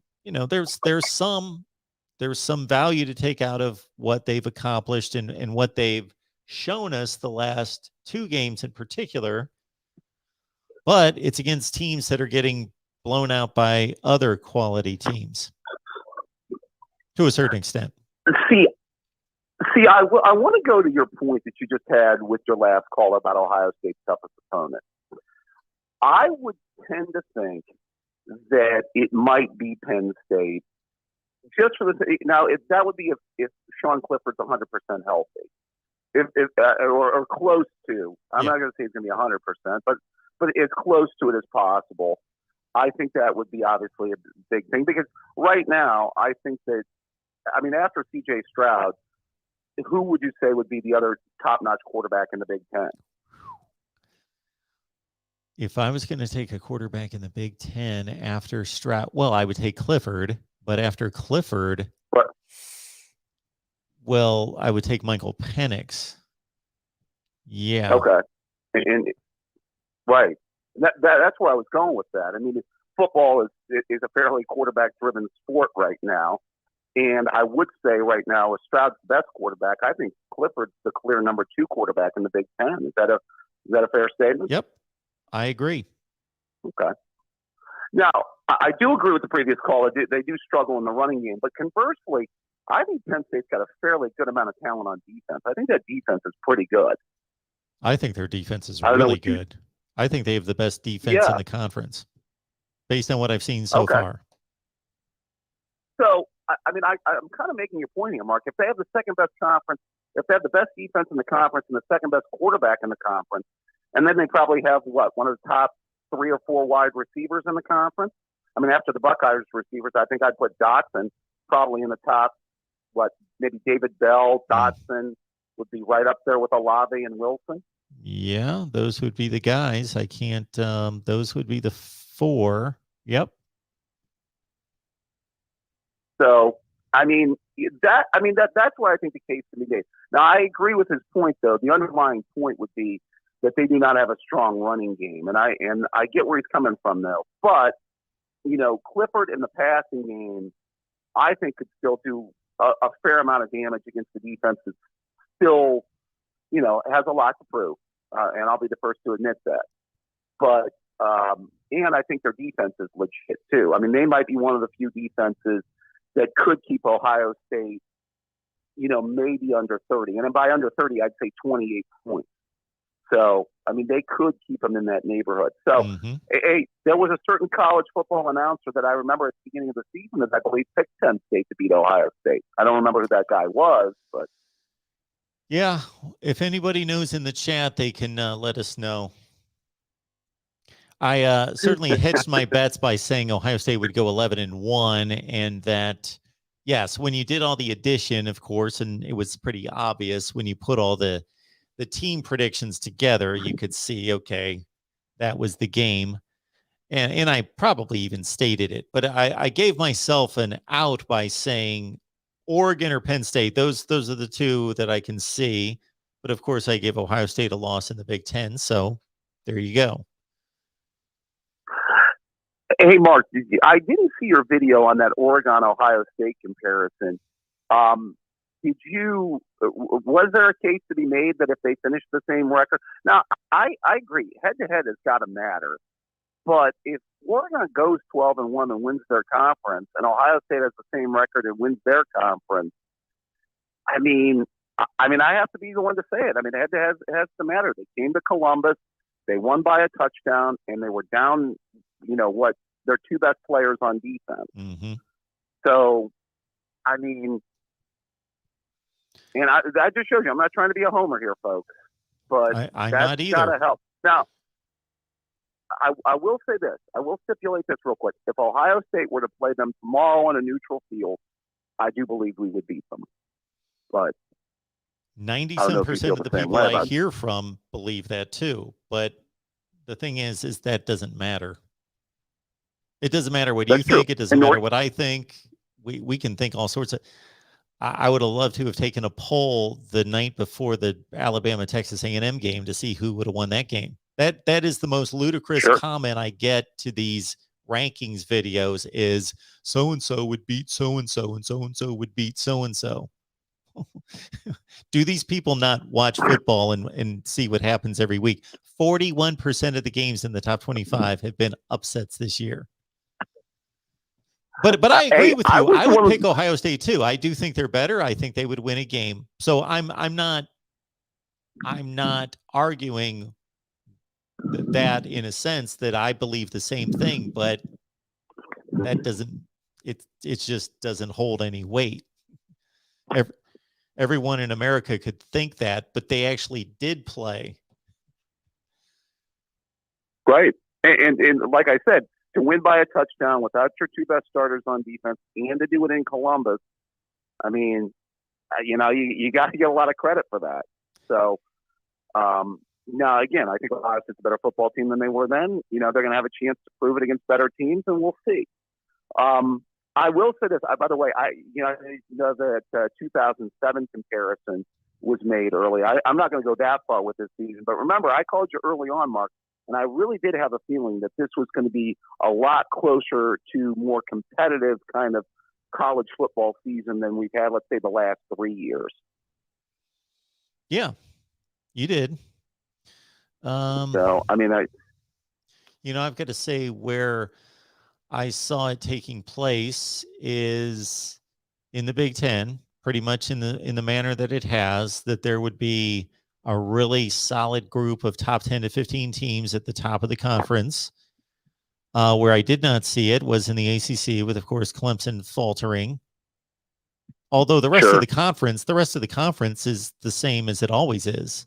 That conference is going to be a glut of 7 and 5 teams. Give or take one win. It's between 6 and 6 and 8 and 4. And, between 3 and 5 and 5 and 3 in the conference. All those teams can just win any game against each other. Oklahoma thus far is, of course, running away with the Big 12 despite their early struggles. So I guess in a sense I forecasted that, at least the way it's Mark, playing out right now. And then this Georgia-Alabama deal in the SEC. Yes, sir. Would you go as far as to say Oklahoma's running away with something when they're winning every game by a touchdown or less? Well, they are. So after I said that, I said, yeah, after their early struggles. So their last game, they beat TCU by 3 touchdowns. They ran away from Texas in the second half. So we'll see if that trend continues. But if they've played their worst football, which they may be the Ohio State version in the Big 12, then look out. They're undefeated and they haven't played their best football, or are just starting to play their best football. Yeah, I mean, the one thing maybe they've got a 2002 Ohio State feel to them, where they're winning every game, in heartbreaking, close fashion. I don't know, but I think the Big 12 to me is just fascinating. I think Oklahoma State is going to be a real interesting team. A lot of people were up on Iowa State this year, but how's that working out? By the way, is it in the water in Austin that they have to blow games in the fourth quarter? By the way, I don't know what some things always seem to stay the same, right? Some things do stay the same, and regardless of who's in charge and what kind of coaching staff he's put together, that I hate to use this word for collegiate athletes who are hopefully trying their best, and I have no reason to believe that they're not, and lifting weights and doing all those good things to prepare themselves and be ready. But yeah, it seems as though until whether Sark's the guy to correct this or somebody else, his successor, is that they're soft. They're soft. They and I don't mean that necessarily physically as much as I do mentally, or in just preparedness for situations late in the game. Yeah, it just seems like there's such a Tom Herman feel to these last couple games for them, where they're just finding a way to lose. It's just the more things change, the more things stay the same, I guess, in a lot of ways. Now, David, if we back up one comment that you made, if we back up one matchup and go back to Oklahoma State, Iowa State, maybe you should hold your current opinion just one day, because although Oklahoma State does look, and to me, Oklahoma State was a team that I watched last week against Texas. I watched that entire game. Tried to, while watching others. And I was very impressed with Oklahoma State. Like the defense is really good. They clamped down, they did just enough against Bijan Robinson, contained him, pressure on the quarterback. I was impressed with their defense last year. And then the running game, Elijah Warren just battered Texas 154 yards in the second half. But Spencer Sanders, He's an athlete playing quarterback. He's not accurate. He makes, even the games he doesn't make mistakes, he's just not accurate. Too often not accurate. But tomorrow, so we see that team against the team that kind of now has fallen off the radar, Iowa State. But Vegas has Iowa State as a 7.5-point favorite against Oklahoma State. And if they win that game, then now the race is on for second place. Sure. Yeah, I think the Big 12 is just fascinating. I mean, I'd love to see, I'm sure Oklahoma, everybody in Oklahoma would love to see, was it Red River or not Red River, but I'm sorry, for the Oklahoma State, Bedlam, two undefeated teams, but a lot of time before we get there. Hey, Mark, I wanted to get to a question that's been out there all week. I don't know if you've already chimed in on it. Maybe you've already given your answer here, but it's a lot of college football people have talked about it. Better job, the USC job or the LSU job? That's a great one. That is a great one. Historically, USC, without a doubt, of course. It can't be debated. Today, yes, I guess it depends on what type of setting you want and attention you want. Baton Rouge is more of a fishbowl. It's, of course, not nearly the media market, but that's all they care about, LSU football. So that the stadium's going to be packed, and everyone cares, and that they love football so much and they want to win so badly that they're one of the 5 or 10 places, maybe not even that many in the country. You're going to get everything you need to pay assistants, whatever you need to pay them, to have a plane at whatever disposal you need it, to go on a recruiting trip, everything you need, facility upgrades, whatever you need, it's there. I don't know that USC has shown us that in the last 10 or 15 years, that they don't necessarily have a bit of a different perspective on football, that it's important, but we're not going to just do anything at all costs. Plus, if you're not winning, this could be a positive. It could be a negative. I consider it more of a negative, that there's going to be 32,000 people in a 90,000 seat Coliseum, and most of them are there and don't care that much anyway if you're a 6-6 football team. Well, the interesting thing would be, and I think the case that can be made for Southern, obviously you can make the case for the tradition, you can make the case for the recruiting base, although there are a lot of people coming in after that recruiting base. Although, the Louisiana recruiting base isn't all that bad either. Yep. Certainly Alabama's tapped into it. I think the biggest argument that people seem to make for USC is the path does seem to be that much easier. Yes. To the playoff in the Pac-12 versus that side of the SEC. I don't know what your thoughts are on that. And that was going to be my deciding factor. The last two things that you mentioned, that if whomever the head coach is can start to change the minds of young men 17 and 18 years old in California, then oh my goodness, look at that division. Sure. It's got 3 or 4 decent programs, but you've got your path to the conference championship game just about every year, versus trying to fight through Alabama first and foremost, but everybody else in that division. That division now doesn't have a bad program. Right. That's true. It'll be interesting to see how good of a job James Franklin's going to be able to do out there in Southern California, right, Mark? Is it pencil it in, or have you thrown out another name? Yeah. See, the last couple callers ago, we went more the James Franklin to USC and Lane Kiffin to LSU. That'd be interesting. That would be real interesting. I think Joe Brady would. Somebody threw out the Joe Brady name. That would be a good candidate for LSU. Yep. Yeah. All right, Mark. Well, as always, a pleasure to talk college football with you, my friend. You have a good one. Thank you, David. Enjoy the game. Take care now.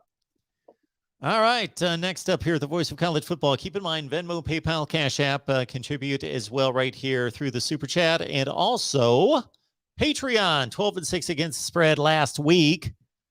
12-6 against the spread, and about 60%, 85-58 for the season. A whole lot of other stuff there on Patreon. Just search Mark Rogers TV. Please subscribe to the channel. Like 65 to 70% of our video hits, even from returning people, returning viewers, or non-subscribers. So please subscribe to the channel. It's free. Next up here, the voice of college football. Who's on the line? Yeah. Hey, Mark. It's Drew. How are you? Hey, Drew. I'm good. How are you? I'm doing all right. So obviously, I'll talk not about Wake specifically, but I do need to talk about the dumpster fire that is the ACC race. Yep. But I also really do want to get into the LSU USC thing for sure. But the way I see the ACC right now is it's going to be Wake State or Clemson.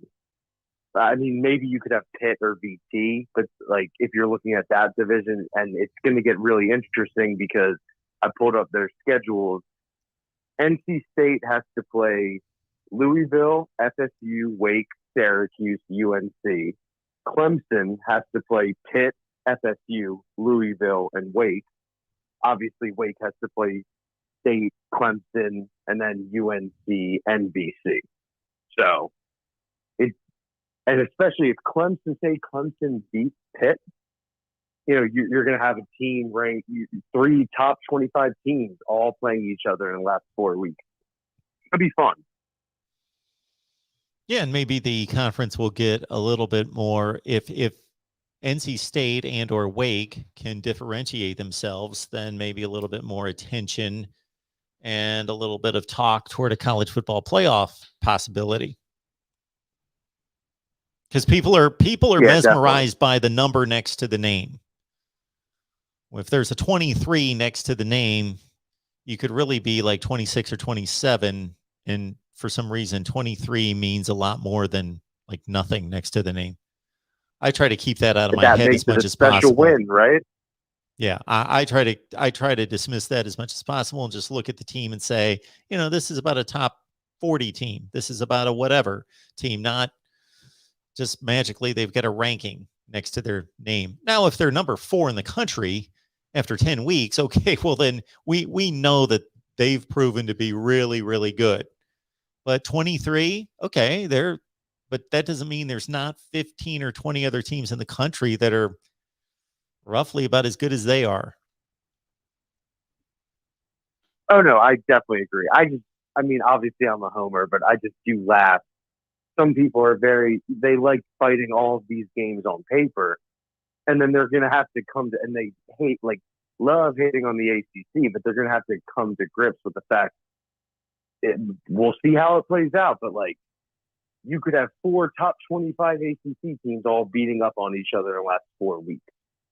And like, you know, that holds up well to other conferences, but whatever. We'll not talk about the ACC anymore, but well, that's actually going to hurt your argument, though, if they all beat up on each other.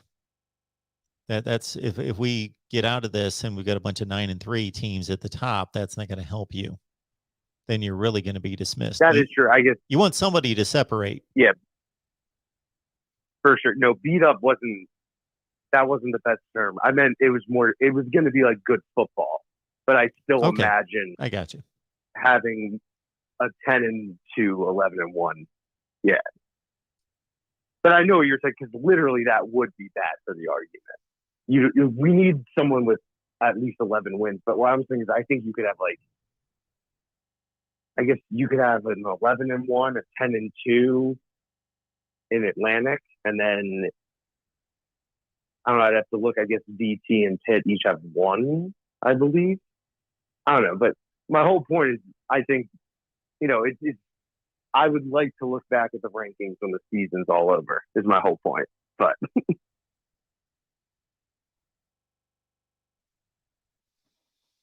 I got you.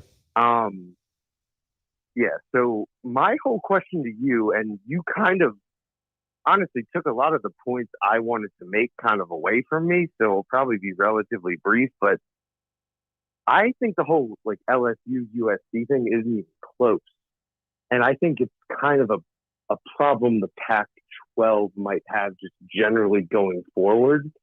And I think on Monday you might have brought up the topic of vaccine mandate. And trust me, I know how YouTube is. I'm not trying to get political, but it is interesting to me that if you look at last season, how I interpret it is the SEC, ACC, and Big 12, like there was never a question they were going to play. And then the Big 10, it was like a little iffy, but they ultimately came along. Didn't even really seem to be a priority of the Pac-12. So to just kind of piggyback off of all of the points you made about how, do you know what it's like to play in Oxford or, you know, Gainesville or I guess Baton Rouge, like just the experience, to your point about how everyone cares so much. Like maybe college football to an extent is more regional. Maybe like the West Coast and the Northeast part of the coast doesn't really care, but to the rest of the country, they're really into it. And so that's why I look at it as like, I think Lane Kiffin, of all people, he would be crazy to leave Ole Miss to go to USC. Like, I don't know. That's kind of a thought I've had for a while at this point, but, you know, you have so many issues. It's like, how do you attract talent when you're like, oh, yeah, you're the 9th most popular thing here? And then, and then I think that just kind of breeds like cultural issues where the state itself kind of just doesn't invest as much into football and blah, blah, blah. But I don't know. I kind of wanted your thought on that.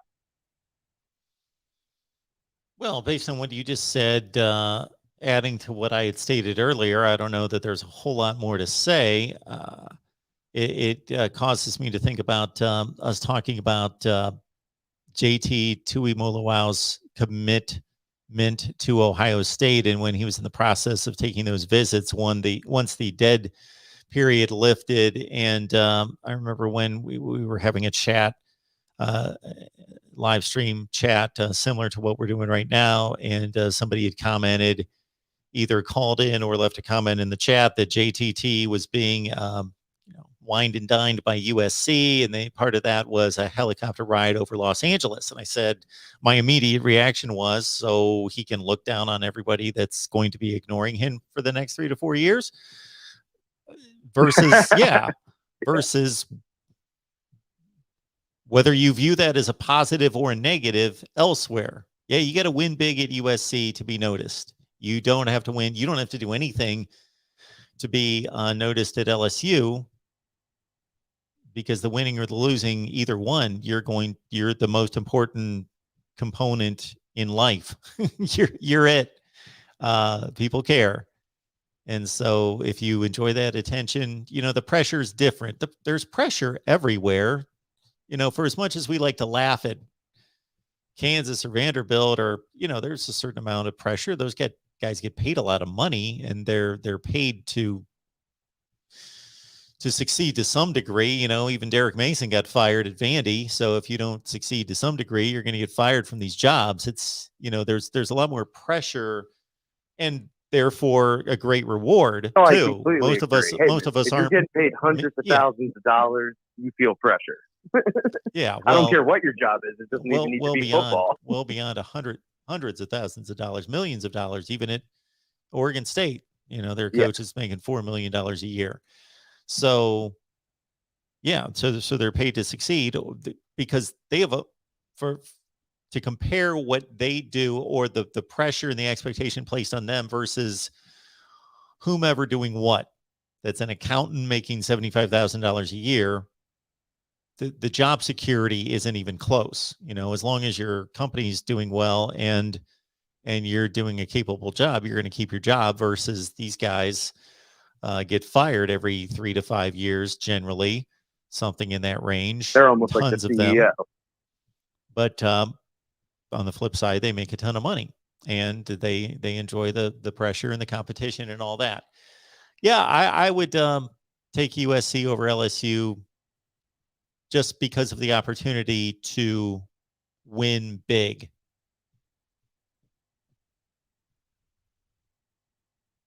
Yeah, I see what you're saying. I respectfully disagree. I wouldn't, but at least I see what you're saying. And even more from a football standpoint, you could argue that's the better case. But Yeah. To Well, me, I'd rather know. walk out in Death Valley in front of 100,000 people. Yeah, well, I don't even know if it's a point to disagree. I wasn't saying that it's a better job. I was saying that I would. Now, of course, if I in reality was placed in that situation to compare LSU and USC, I'd be doing some extensive research and talking to the powers that be to make a more informed decision. But I'm just, this is just fantasy land that most likely I would take the USC job over the LSU job. So really can't be, it's not a point to argue. I'm just saying that I would. Other people would take LSU, and I totally get that. And I do think it's debatable. It's not, would you take the Clemson job or the Wake Forest job? Yeah. No, I hear you, Mark. And just different mindset for sure. I'll let you go. The last thing I want to say only needs a couple of sentences, but I just want to be on the record. Not that anyone particularly cares, but if Oregon and Ohio State played each other and one team won, which is what happened, dude, there's no way you can somehow fix statistics and math and justify it. If head to head, it's almost, Mark, what you've said with Wake. If they go 13-0, why do we even play football if they're left out? If I beat that team, and now a bunch of people are telling me, well, no, that team's actually still better than you. I literally beat them. To me, head to head has to always be the most important thing. With that, the same record. Hopefully talk to you tomorrow. Absolutely. Thanks so much for the call. Appreciate that. And just to close off that argument point, again, that doesn't mean Texas A&M's better than Alabama. They've got a different record. But if they did have the same record and they beat Alabama, even if all of us thought Alabama was better, Texas A&M beat Alabama. If they had the same record, as that is going to be the only debate. There is only one way this will be debated, because a loss by either one will most likely knock them out of the conference championship race, most likely. So they both have to run the table, and we have to be sitting here after the conference championship games, 12-1 Ohio State, Big Ten champion, 12-1 Oregon, Pac-12 champion. Okay, who do you take? I have to agree.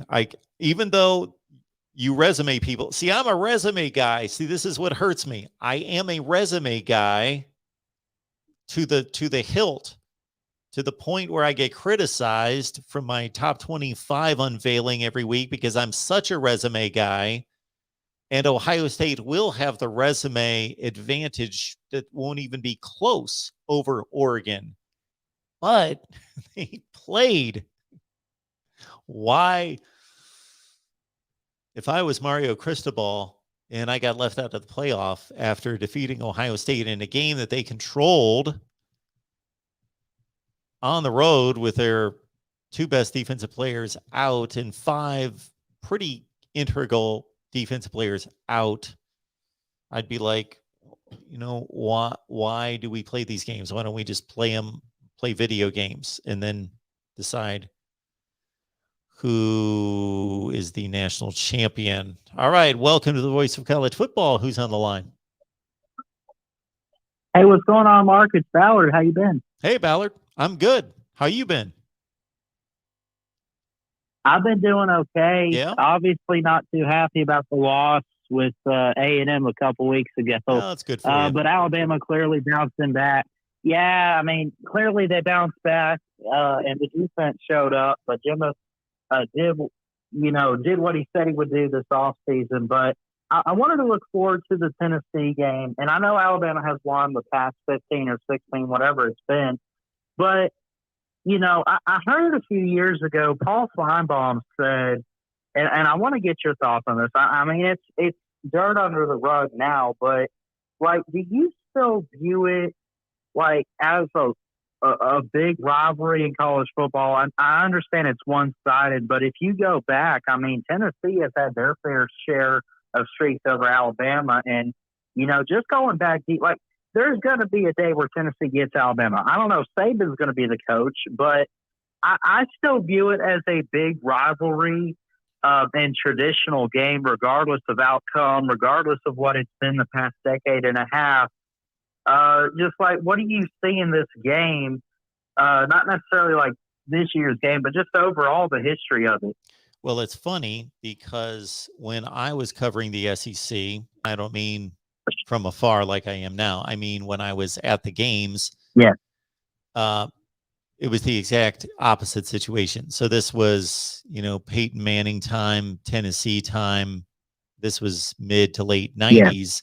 Yeah. And we would talk to Gene Stallings every year before the game. We would talk to the Alabama players. And that was always the first question was, man, you guys going to get the monkey off your back? You've lost to Tennessee 7 consecutive years, blah, blah, blah. That's what it was then. Right. And it's just funny to think back on. And now we are, the streak's twice as long. So I don't know that people, unless they're really, really serious college football fans outside of the SEC, look at Alabama and Tennessee. We're scanning this week's games and we're like, Alabama, Tennessee, that's probably not going to be a very good game, but that's a big rivalry. So, maybe I'll check and really look at it as a huge rivalry. But it is a enormous rivalry. And yeah, I would say it's, and I hate to throw it down and not call it a rivalry because, like you said, it is historically, especially. But I like to call it more so, like, I don't view it more as like the Iron Bowl or whatever here as an Alabama fan, but I definitely see it as a traditional, like, hey, let's meet up on the field. Let's have a fair and fun game with the Volunteers every year. And, I mean, it's got its history, and it's also one of those rivalries of, like, I mean, it has its history of streaks. So, I mean, this whole, a team hasn't won in this rivalry in so long. I mean, it's nothing new. I mean, it was like that really since the beginning of the rivalry, if you look back at it. What, that Alabama's dominated? Well, I mean, even Tennessee's had their fair share of streaks over Alabama over the years. Like, it's nothing new for it to be one-sided is what I was getting at. Sure. I don't think that's anything new for most rivalries. Usually it's rare that Florida and Florida State are both at the top of their game, elite, and they're just playing these amazing games. Does it happen? Of course. Yeah, it happened many times in the 90s. But generally, one program's going to be... Now, when you go to that rivalry, except for Florida State the last few years, usually one of them's great and one of them's good. One of them's 11-1 good, close to the national championship caliber, and the other one's more 8-4 good, usually. Yeah. But I don't, I don't, I'm not one of these people that downgrades a rivalry because one team is dominant. Like Ohio State and Michigan, to me, is still an amazing rivalry, is still arguably the best rivalry in college football. For those people that don't think it's a rivalry anymore because Ohio State's smashing them, I get it. I don't think that's a bad argument. I don't think they're stupid for thinking that. I get the point. But I just think that there's been too much established over 100 years. And Ohio State, imagine a team that beats another team, what is it, like 17 out of 18 years, and they still are obsessed with it. You would think you would stop being obsessed with the team you beat every year, but you go in the football facilities and the football buildings, and they still have the M's marked out, and they still have a clock that's very prominent in the football facility that is counting down the moments and the seconds, the days, the week, the whole thing to Michigan, to the Michigan kickoff. Yeah. They're not counting down to the Penn State game or whatever their big non-conference game No, is. No, they go blow See, by all those. they're and it's looking Michigan. forward. Yeah. And they're 17-1 Yeah, the last they're always 18 looking years. forward to. And they still have Michigan week. That's true. You know, the week before the game. And, you know, I don't know if they do it anymore. I can't say this for a Ryan Day coach team, but certainly Urban Meyer picked up the tradition of basically every, I don't know what the day of the week was, Thursday or Friday, that they would, even if it was week 2, they would practice 15 or 20 minutes against Michigan. They would say that, you know, this is part of our practice that is devoted to Michigan every week. Yep.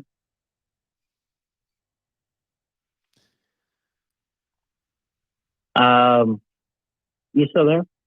I am still here. Do you think that this is going to be a decent game? Tennessee has played some good football the last 3 weeks.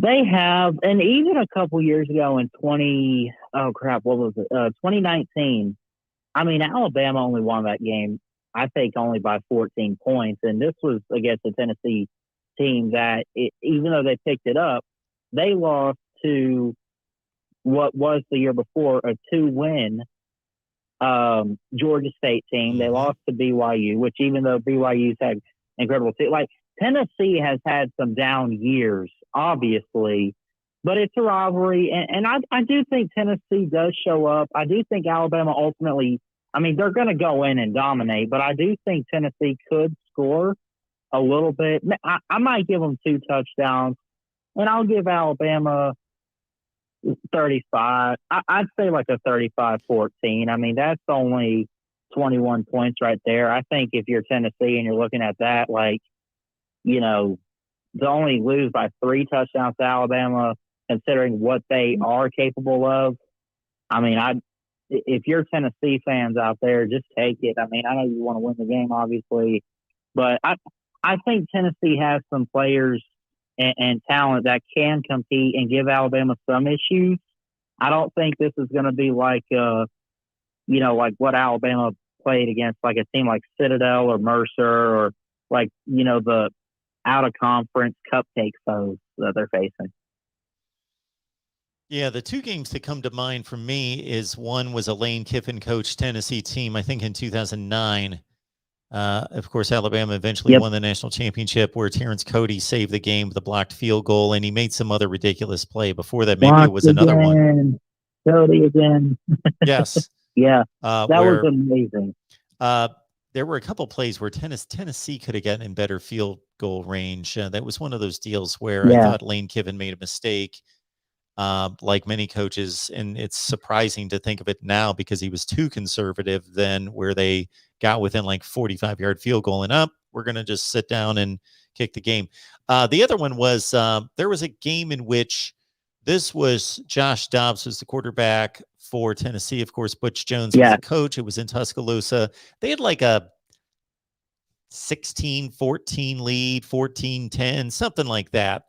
And Alabama scored, like, put together like a 4-minute drive. Thinking, this would have been like 2016. Yeah, I was just thinking in 2015. Yeah, 2015, the score was only 19-14, and it was more defensive side of the ball. Yeah, Alabama. I remember that season too. I mean, they lost to Ole Miss. They shouldn't have made the play. Like, they were not a. Obviously, they ended up being a national championship team, but they had a lot of stuff to figure out that ultimately led to that. They had Jake Coker at quarterback. They were going back and forth between him, and I'm trying to remember who the other guy was that they had. I think they had Blake Barnett on the roster, who ultimately transferred to like UCF or USF. But yeah, I mean, look, Tennessee is. I mean, look. They just can't find ways to beat Alabama, but they can compete. It's not that they can't compete, because there's been some competitive games. It just hasn't been enough. And it is a great rivalry, you know, regardless of it being one-sided or whatever. But listen, I know you probably got some other callers, so I'll let you go. But I'll also ask you this, you know, with what Cincinnati's doing this year, with where they're at. But let's say they do get in the playoffs, which I think if they're on the track that they are right now and they get in, but let's say even, and I don't think it's going to happen, but if they not win a championship, but hypothetically, if they make a championship, what does that do for Luke Fickell, who's already on the spotlight in college football right now? Yeah, if he's able to make the college football playoff, that's amazing. That's going to be something that is going to make him even more desirable for big time programs out there. But what you just mentioned, there is an even almost double effect impact of winning a college football playoff game, because the perception can be, if Cincinnati makes the playoff, that they had a great year, they earned it, great, but they still play this different level of football. And then if they get to the playoff and they lose to Alabama 42-13, okay, well, there you go, that's what that is. But they go and they beat Ohio State or Oklahoma or somebody like that, well, then they've proven that they can win, that he's built a program that's at Cincinnati that's good enough to beat Oklahoma or Ohio State or somebody like that. Well, my goodness, if he can do that at Cincinnati, then he can do that at LSU or USC. Yeah, absolutely. Well, I'll even take you a step further. The Peach Bowl last year, you got to think what Georgia has this year, they had last year late in the year, and really they had it all year long. I think the problem was quarterback play, and they obviously, with Georgia, they found that in JT Daniels, and it gave them a spark. Now, it was a little too late. I mean, they had already had the losses to Bama and Florida, I think, but, you know, you go back to that Peach Bowl, the fact that Cincinnati hung in there and had to hold Georgia to a field goal, I think was huge, and I don't view that as Georgia struggled against Cincinnati. No, Cincinnati did great against Georgia. Mm-hmm. And they've carried that now into this season. And, you know, I mean, it would surprise me, but it wouldn't be the biggest shock if they ended up winning it all this year. Because I do think they're that good of a team. You would not be shocked. Well, I mean, you wouldn't be surprised if Cincinnati won it all. Well, I'm going to give you a lot of credit, Ballard. If they win it all, that you would be like, yeah, I could see this coming, because I will go on record now. I do not see Cincinnati winning the college football championship. No, I don't either. But it wouldn't be like the most surprising thing in the whole wide world, because, you know, I know they're good enough to compete and at least push for it. So it's not going to be like jaw dropping. It's going to be like, holy cow, they did it in a way. If Cincinnati beats two teams, meaning Ohio State and Alabama, Georgia and Alabama, Georgia and Oklahoma, whatever two you want to throw their way, if they win both of those games, I'm going to be more surprised than, I don't know what to put in its place in a college football championship. I don't remember. Yeah. I'm trying to think. I don't know.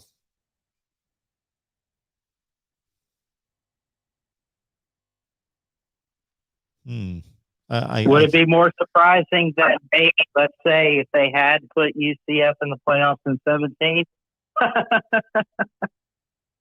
And they won it? Like that much more surprising? Yeah.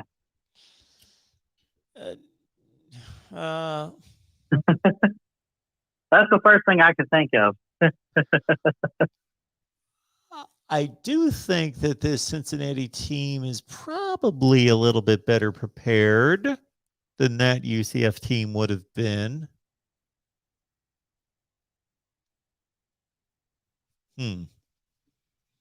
Yeah, I'll be surprised if they can win those two. I've always said, for those people that, let's say, talk about the Pac-12 making the playoffs or a particular team making the playoffs, you know, before the season, it was Iowa State or North Carolina or somebody like that that's never made the playoff. That's a great accomplishment.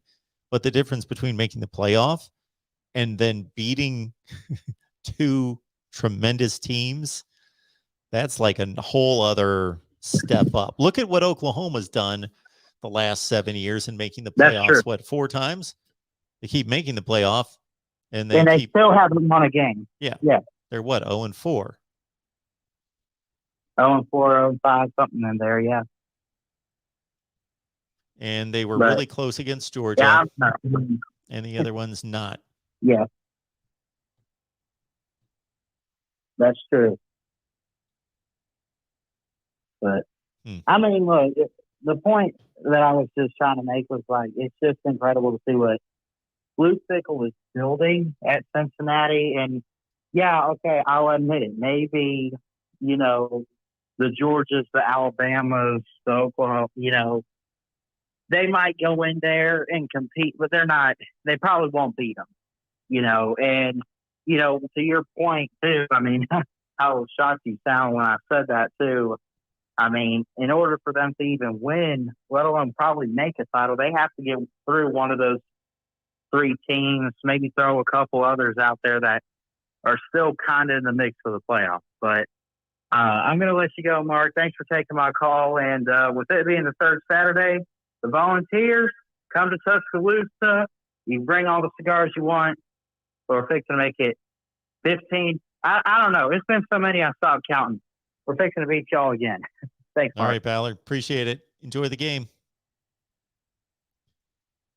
All right. Why don't we make this the final call of the night here at the Voice of College Football, knowing that we will be back here late tomorrow night after the primetime games, about 11 to 11:30 Eastern time, taking your calls after the big day in college football. So keep that in mind. Also, that we got post-game shows all over the place. All over the place tomorrow. A lot of bye weeks for a lot of the big powers like Ohio State and Michigan and some other, not Ohio State and Michigan. What am I talking about? They had byes last week. I just know of a lot of teams that we've got post-game shows have byes. But anyway, regardless, we've got post-game shows for Ohio State and Michigan tomorrow and Penn State, Iowa. Well, Iowa's on a bye. But anyway, you know the lineup of the teams we've got and all the post-game shows. All right. Welcome into the Voice of College Football. Who's on the line? Well, you get 2 Alabama fans to close out the night. This is All right. from Alabama. Lucky me. How's it going, man? How you doing tonight? I'm good. Good. So, yeah, the last time me and you spoke was unfortunately right before the A&M game.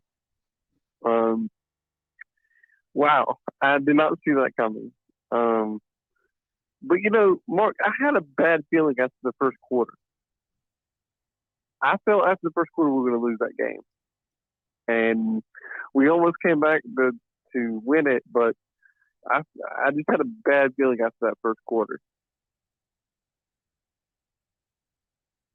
All right.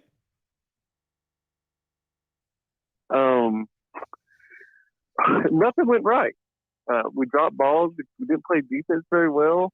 I don't know if you sense this as well, but it seemed like Henry To'oTo'o was kind of lost in that game. He looked like he didn't know, you know, what the calls were, that type of thing. I don't know if any of that type of confusion really stuck out to you from a defensive perspective for Alabama. Yeah, I got to say that that game was played 2 weeks ago. And with all the college football games I'm watching on a Saturday, I can't necessarily remember what I was thinking about Henry To'oTo'o against Texas A&M 2 weeks ago. That really stands out to me. I will say that that game was so far, for as much as that game was hyped in the offseason, because of the way A&M played against Arkansas and Mississippi State going into that game was so far off my radar, Hunter, that I know Michigan and Nebraska were playing, and I'm trying to think who else was playing. Anyway, there were like 3 or 4 good games on that I completely forgot that they were even playing until halftime, until I saw a score on the bottom line and thought, wow, that's right. Texas A&M and Alabama are playing, and it's halftime, and Texas A&M's up, and I'm going to watch the second half. Yeah. Well, I got a question for you. This would be a good one. Kind of talking about rivalries with the last caller. do you think that, I know you're an Ohio State guy, but do you think that the best rivalry in college football would be Ohio State and Michigan, or Alabama and Auburn game? Well, Honestly, yeah, of course, I'm going to be honest. So I have always said, of course, it's Ohio State and Michigan, but that's one debate that I will say that it's very difficult for me to be unbiased. So my points of arguing, I'm just building this banner right now, so I'm a bit distracted. So I'm trying to communicate to everyone that we've got these post-game shows tomorrow. So I think I've got everyone listed there. So please pay attention to our post-game shows and lock it in on our team channels tomorrow. All right, Ohio State and Michigan. I think that that the series up until the last 15 years has been more competitive than Alabama and Auburn. There's always been a feel of Alabama's up here and Auburn's, down a few rungs, as opposed to Ohio State and Michigan, where there's never been that sense that one program is better than the other in terms of kind of their status in college football. Even now, all time, their status is arguable. They're two of the great all-time programs versus Alabama's an all-time great program. Auburn's a top 10 or 15 program. I've heard the statistic, and I believe it still holds up, that the Ohio State-Michigan game has been watched on television more than any other game in college football history, and the more people have attended the game, I think that's pretty obvious if you look at the stadium size of both stadiums. So that's just the way that's worked out. And if you've noticed that, so the game was on ABC when I was growing up, and then it switched to CBS for about 5 years, and it's mostly been on ABC up until this last couple of years that Fox has taken over the Big Ten contract. But that game, it's the only game other than Army Navy that if you look at a schedule of games, if you look at the college football schedule, like in June for the season, you'll see that it's already slated national game, noon, ABC. It's already scheduled. It doesn't change. Like I've seen the Alabama game on obviously CBS. It's been on ESPN. It's been when it wasn't that great. And I mean, when ESPN wasn't quite what it is now. I'm talking 25 years ago. There have been Alabama Auburn games on ESPN when one of the two teams was a little bit down. But that Ohio State Michigan game has always been earmarked as the national game, ABC, noon, Eastern time, every year without fail. So those would be, we could go into players and all that other thing as well, but those are my initial. Well, I would comments. say that if you're from the northern United States, that the Ohio State and Michigan game is probably that region's game, best rivalry. But if you're in the South, I think from the Southeastern Conference and in the conferences that are predominantly in the South, I would say that Alabama, the old rivalry, is probably the biggest. Let me ask you this. Where have you lived and where have you spent extensive time visiting? Well, I've spent a lot of my life in Alabama, where I've grown up at, but then I spent a lot of time in Florida as well. And so I'm only 25 years old, so you have a lot more knowledge going back further than I have. You've been, you're a lot older than me, so it's just interesting. But all I've ever known is the big game has always been, as long as I've been alive, over in Alabama. Yeah. So the one thing I will say about that is if you go to any part of the country where there's a big rivalry, that's the biggest rivalry to them. Like if we went out to Washington and started talking to people and said college football rivalries, well, yeah, there'd be some people that would say Alabama and Auburn and Ohio State and Michigan or whoever, but they're Washington State fans. So they'd say that game. And the Cal Stanford people would say, and the USC, UCLA, I could take it all over the country. And obviously there in that location, that's the biggest rivalry. That's the one that is cared about the most. The one thing I will say about Ohio State, Michigan, and I remember this clearly from going to Alabama, Ole Miss, Mississippi State news conferences for 7 years in the 90s, going into the 2000s, that the weekend of the Ohio State, Michigan game, like nobody uttered anything unless there was some just crazy national game, Miami, Notre Dame, or whatever. Everybody was just talking about SEC football at these news conferences. But I would say when Ohio State and Michigan were playing, whether it was the week before and people looking forward or, the week after the game, I would hear people talk about Ohio State and Michigan.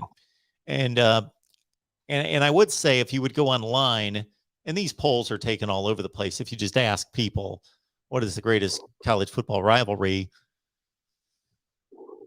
It's certainly, and again, I've got no record of this, but it seems to win the majority of times. Yeah, but you would definitely say that those two games are the biggest in the country. Absolutely. Yes. Somebody phrased it like this one time, Hunter. I'll put it this way, and this doesn't necessarily make this true, but do you know who Beano Cook is?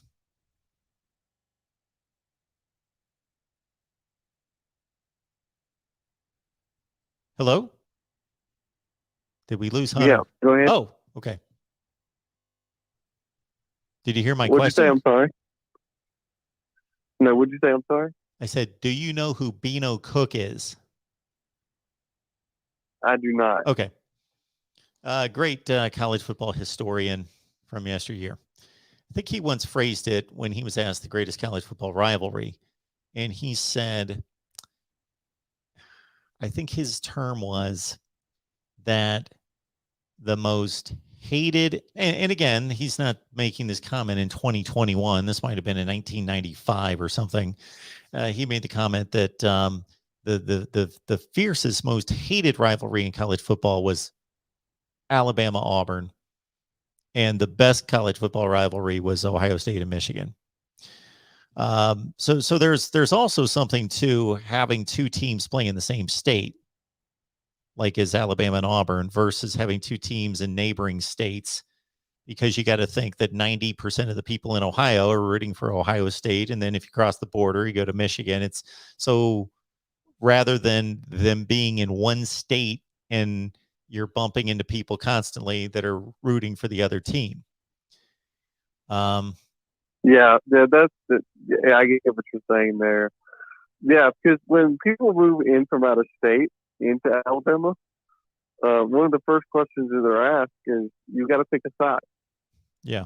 And yeah. So you'll see a lot of houses. You'll see a lot of houses around here that have they'll have house divided signs, and it's got Alabama and Auburn and stuff. Yeah. For those two. But I wanted to pivot to one more thing that you said earlier that kind of caught my attention with other callers.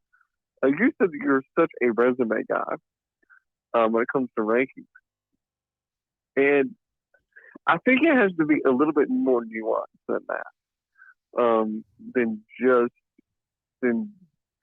resume. Why? Okay, let me make this example. And because this is the only good example.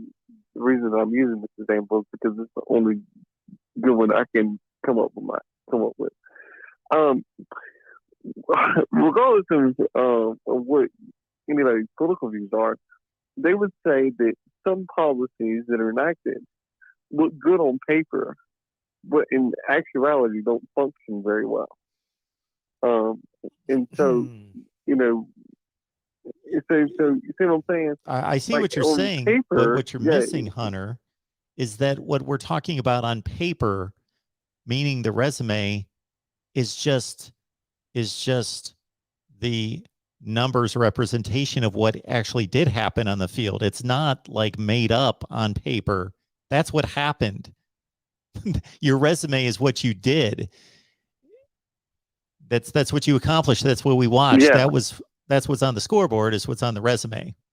So it's not just on paper. But That's reality. But not all games are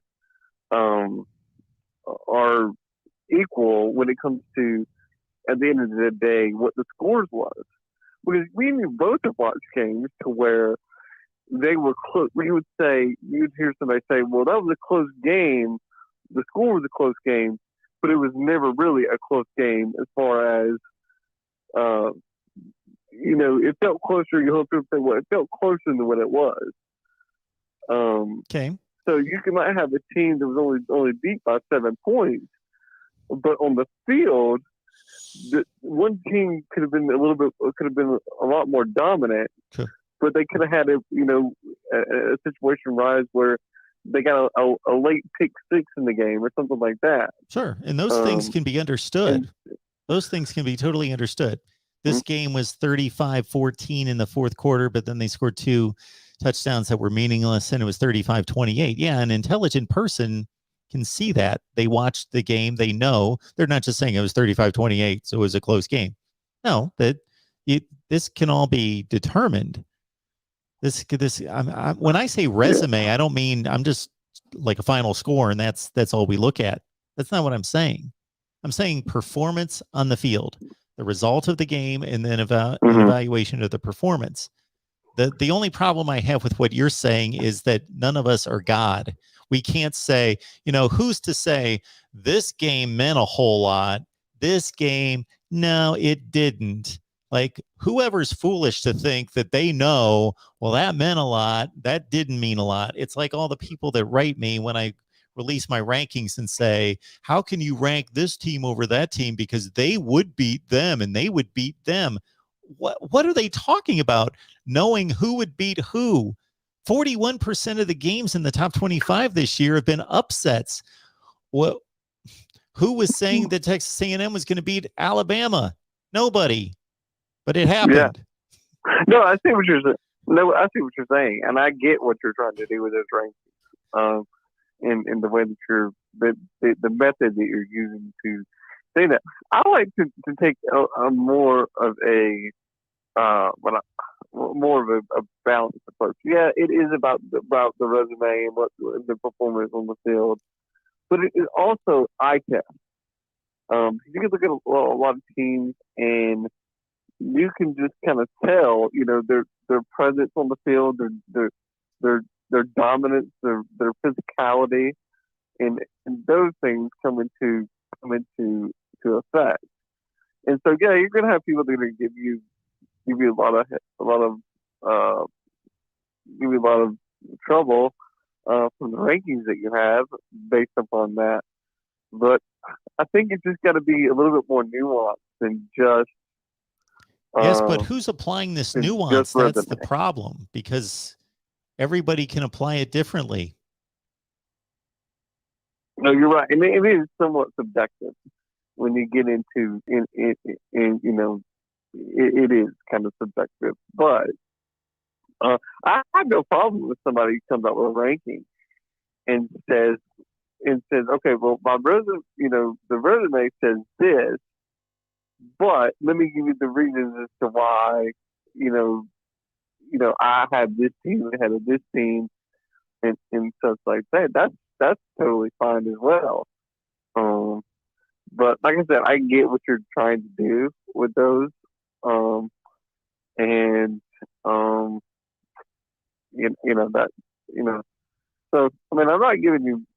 not trying to give you any grief, but just kind of saying from kind of how I try to approach.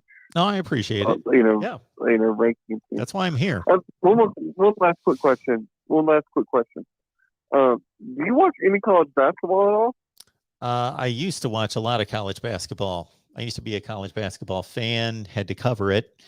But in the last 10 years, I don't watch any of it.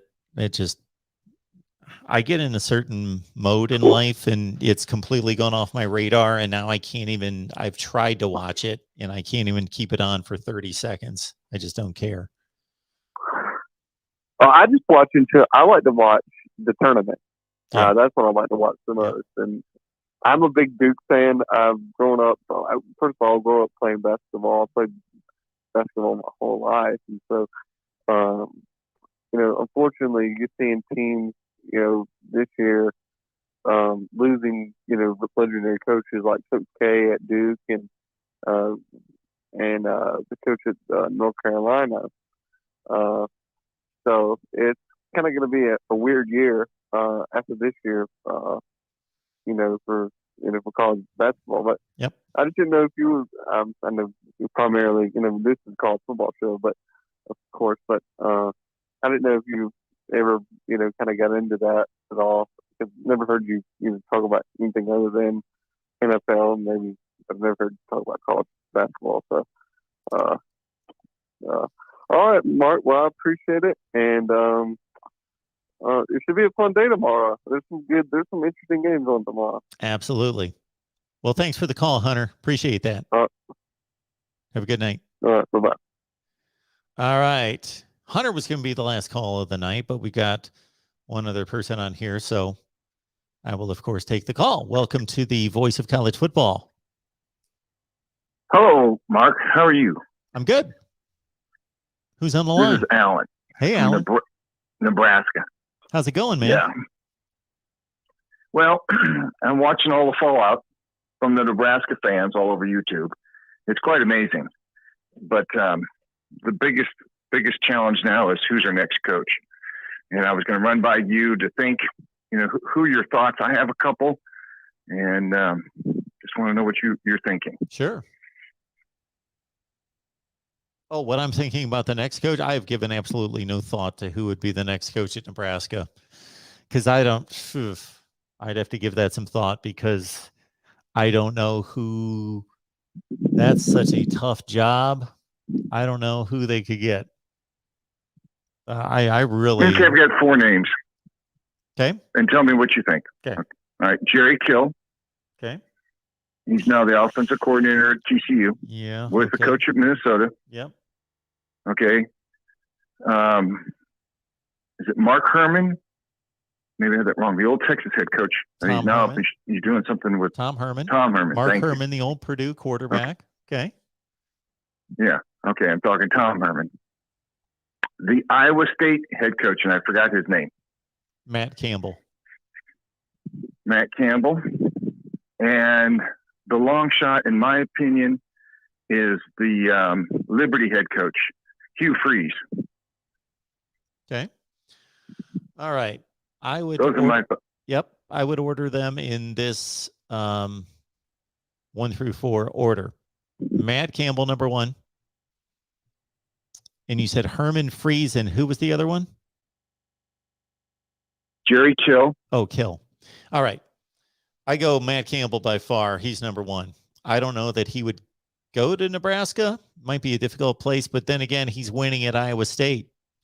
And it's a more prestigious program.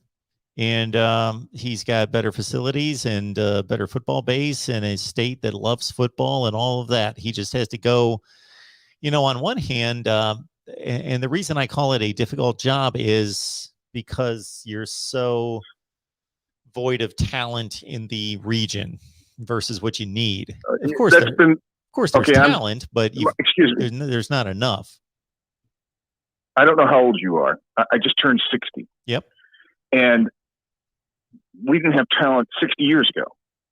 The reason Tom Osborne is so successful, if you look at his teams, the majority of his great players came from Texas. Yep. Like Alabama, like everybody else. That's why Tom Herman, I think, might be a good choice, because he was a Texas head coach. He has the contacts in Texas, and he could go back and recruit there. That's what I was thinking. But so could Jerry Kill, because he's at TCU. Just thoughts. Yeah. So Matt Campbell's winning at Iowa State, and he's not recruiting well based on rankings. Of course, he's recruiting well because he's finding players that he can develop that fit his system that he likes, regardless of what the rankings say about that particular player. And he's building a winner and has already won fairly big at Iowa State without, with I think he'd classes be a that great head rank coach. 50th, 60th. He doesn't have, if you believe in the star rankings, which a lot of people around here are going to say that they don't, but they're valid. They're not perfect, but they're valid. He's winning bigger at Iowa State than Nebraska is with less talent, statistically, less talent than what's on the Nebraska roster. So he's by far my guy out of those four. Jerry Kill, I would not consider him, not anything against Jerry Kill. He did a nice job at Minnesota. He's extremely respected by the players. I know that I was watching the TCU, maybe the Oklahoma or Texas game this year, and they were talking about Jerry Kill and just, again, how respected he is for what he's done there. But I just, for me, he's just past that point in life. I just wouldn't hire somebody at his stage of his career to be kind of the lifeblood, the surge, the energy. You need a lot of energy and a lot of spark to go grind on that recruiting trail and build a winner. The other two guys, so we got Tom Herman. So Tom Herman's a bit of a mystery to me because I thought he was a great hire at Texas at the time. To listen to the man talk about football and about leading a program, he grabs my attention. He sounds like he's rock solid. But I hear that he's just... Well, I mean, look at his schedule. Pull his schedule up. He had winning seasons the entire time. The reason why they fired Herman is because he couldn't beat Oklahoma. That's the reason they fired him. Well, when you say winning seasons, do you really want to go 7-5 at Texas? Is that a winning season? Of course, technically it is, but is that okay? But I think he had a couple 9-3s and 1 10-2 or something. I mean, okay. Well, yeah, I could run through off the top of my head his records. He won 60% of his games. Yeah, he's just did not achieve well at Texas. He wasn't a disaster or anything, but he was much better than Charlie Strong, his predecessor. But he didn't. So he was there 2016 through 20. So he was there for 5 seasons, or was it just the 4 seasons? And the first year he goes 7-6, wins a bowl game. Then he goes, to your point, 10-4, goes to a Big 12 championship game, wins the Sugar Bowl. That was kind of his breakout. Like something was going to take off after that, many of us thought. And then he retracts back to 8-5 and another bowl game. And then his final season last year, 7-3, and another bowl game. Just kind of a, 3rd, 4th place in the Big 12 and going, 7-5, 8-4 type football. So he did not have a successful stay at Texas. Why? I don't know. The games that they lost, but I mean, were extremely close. I will say that he lost kind of like Scott Frost is losing, but he won games like that too. So he wasn't doing it completely like Scott Frost. He was winning his share as well, but he lost. The one thing I will say to his credit is that, he lost to Oklahoma except for once. He beat them in 2018, but they were all close games. He lost to him in overtime last year. So I like then Hugh Tom Freeze Herman. was the last guy. Hugh Freeze. Yeah, so I don't know about Hugh Freeze because of, he had his off the field issues that I don't know if you're that familiar. Have you heard with. about Scott Frost lately, brother? Well, there you go. If you're not concerned about that, but also that, that was connected, that was found out because he had recruiting issues. So, he's violating rules in recruiting, and then the other stuff was uncovered because people are looking into his phone records and all that, and then they find out about the improprieties in his marriage. So, okay. So hold on. Let me just ask you a real quick question. You're the AD at Nebraska. Yeah. Okay. And Jacksonville fires Urban Meyer at the end of the season. Oh. Even with all the nonsense that's going on with him, you wouldn't go after Urban Meyer? Absolutely. But what he's done for, being in a bar and having a few drinks and groping a a 20-year-old versus what Hugh Freeze was doing for months and years after recruiting violations. So if all you care about is football, it could be argued that he had 2 successful years at Ole Miss because he cheated. We don't know that.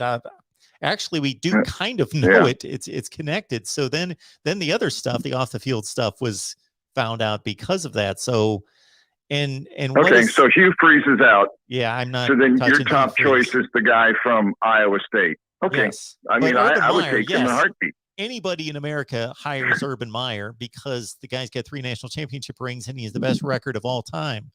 Like he and Hugh Freeze aren't even in the same stratosphere. They're not even close. Right, but I'm just saying that's right. Okay, I got you. Now, last question. I know you've been running late.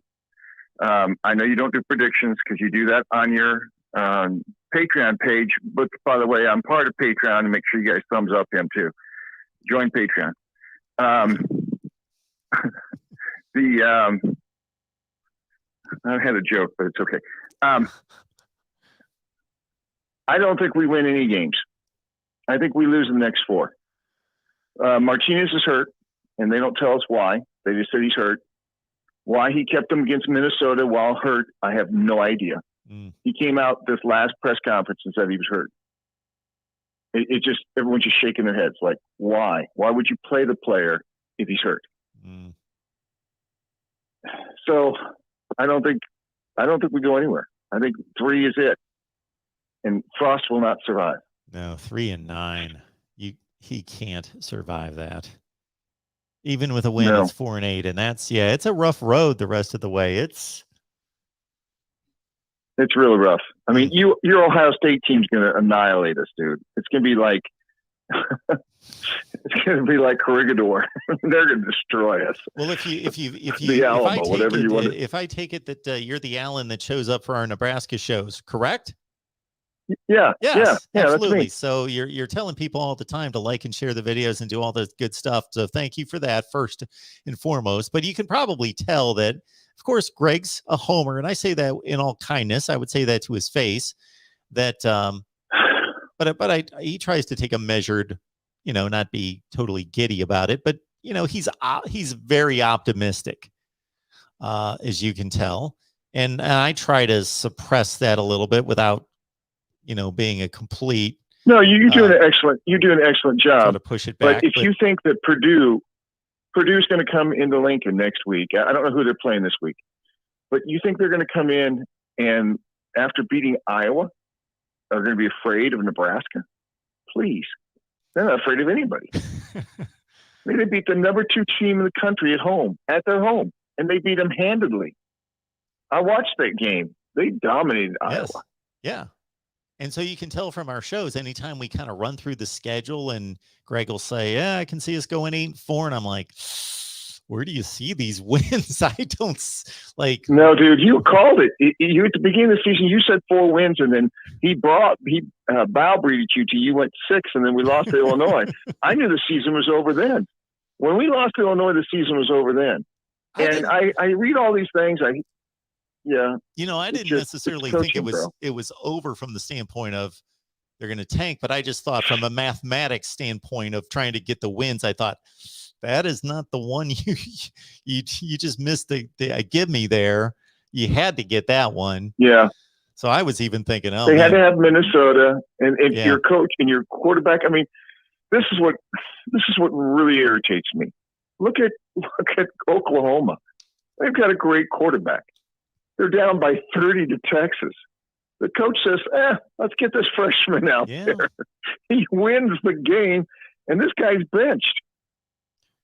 And I'm just shaking my head. We supposedly have this Heinrich Harbaugh, the supposedly great freshman at Nebraska. Yeah. Is he playing? Yeah. No, I wanted Frost. I was a Frost homer. Sure. I was a big Frost supporter. But it made sense. It's time to move on. Yeah. It made sense. It's time to move on. Yeah, he was the hottest commodity in 2017. Yeah. And when you can get the hottest commodity, plus he's a homeboy that was a hero that cares about Yep. And you think, oh, this is the best of both worlds because he cares. He wants to win. He's going to stay. Yep. Plus, he's doing all And he this won a somewhere national else. championship at Nebraska. Yes, Yeah. it was just perfect. It was a no-brainer. Of course. And it's been a train wreck. Yeah, it has been. And I keep hearing about again, they've played these close games, so it looks a little better. Oh, I'm so sick of it. It looks a little bit better, but at some point you got to break through and beat them, buddy. And it's coaching. I mean, we don't have look at. Give me a time limit how much longer you want to go, because I could talk for an hour. But he doesn't have a special teams coordinator. No special teams coordinator. What are you doing? And we've lost at least 7 games, maybe 10 throughout his 4 years because of bad special teams play. I don't understand. Shut me up if you've heard me say this, but I'm watching the Minnesota game, and there's a sequence, and I want to get it right so I'm accurate and not wrongly bashing the decision-making process. But there's between about 10 and 7 minutes left in the game, and they're down 21-16. Okay. They drive it down the field. They get inside the 5. That's when they get first and goal at the 5. They run 4 straight times. They get stuffed. They give it to Yant on 4th down, which I didn't agree with. But they pretty much, there might have been different window dressing, but they ran the same play 4 consecutive times inside the tackles. And they get stuffed 4 straight plays. Okay. Then they force Minnesota to kick. So the defense does its job, force Minnesota to kick. They get the ball back. They hit immediately a 40-yard pass to Austin Allen down at the 15-yard line. So they hit a 40-yard pass, but they don't pass the next 3 plays. They run the ball 3 consecutive plays and lose 2 yards. So they're 3rd and 12. So if you're in field goal range and it's 3rd and 12, I'm thinking that if you run the ball, what are the odds against a decent defense that you're going to get a conversion on 3rd and 12? It's like minuscule. So you're basically right. No. What's that? No, this explains why he didn't pass, because it's obviously that he's hurt in either his passing arm or shoulder. Because if he was hurt, which they said he was, he didn't run either because he couldn't take a hit on that shoulder. So my guess is Martinez's shoulder is busted up again, by the way. Okay. So I'm thinking, well, we didn't know that until 2 days ago when Frost came out and said, oh, he's injured. So just to finish the sequence, Alan, what doesn't make sense to me is if it's 3rd and 12 and you're in field goal range and you decide to run the ball, which you've got about a 5% chance of converting the first down, you've basically decided that you are going to go for it on 4th down. Well, they ran the ball on 3rd and 12. They got 8 yards, and then they decided to kick the field goal, and they miss it. Then the next drive, they get it back, and there's still plenty of time to win the game. It's 21-17 there, and I looked at this box score just to make sure. 7 minutes left in the game. Plenty of time, 21-16. They come on down the field again. They get to 4th and 10. The previous drive, they went for it, or they kicked the field goal on 4th and 4. This time it's 4th and 10, and they go for it. What's the percentage chance you're going to make it on 4th and 10? I don't understand what they're doing. Well, it's a train wreck before the train even left the station, because you don't have a special teams coordinator to figure out which kicker is good. You don't trust any of your backup quarterbacks because your quarterback's hurt. You have an offensive line that's a sieve. The running backs fall down the backfield. I mean, it just continues. The defense is the middle, by the way, the middle of the Big Ten. So they're not the worst, but then far from the best. It's just like this has to end. And they fired Bo Pelini because he didn't get along with the athletic director. And Bo Pelini took us to 2 Big Ten championships. Granted, he lost both of them, but he was always a 9-win season. Always. Yep. Anyway. Yeah, you're absolutely 100% correct. But it all comes back to coaching. It all comes back to coaching decisions. And I will say, I'm sorry, if any of the Nebraska coaches are listening, everyone in that room, all of them should be fired. They got to start over. And if we take a back seat next year, okay, we do. I'll say that I may be posting this conversation to the Nebraska channel, and I want to be fair. So if anybody has any conditions that played out of the sequence that I just laid out for any particular reason, but I looked it up just to verify what I was watching after the fact, and it made no sense to me. No, it doesn't. And unfortunately, I think Greg was, and let me be careful. Greg was really honest this last show you did with him, because that was actually my birthday. So I was going in between the birthday party and listening to your show. Well, happy birthday. Well, thank you. He came out and he said, Scott Frost is in trouble. You put some excerpts of that part through.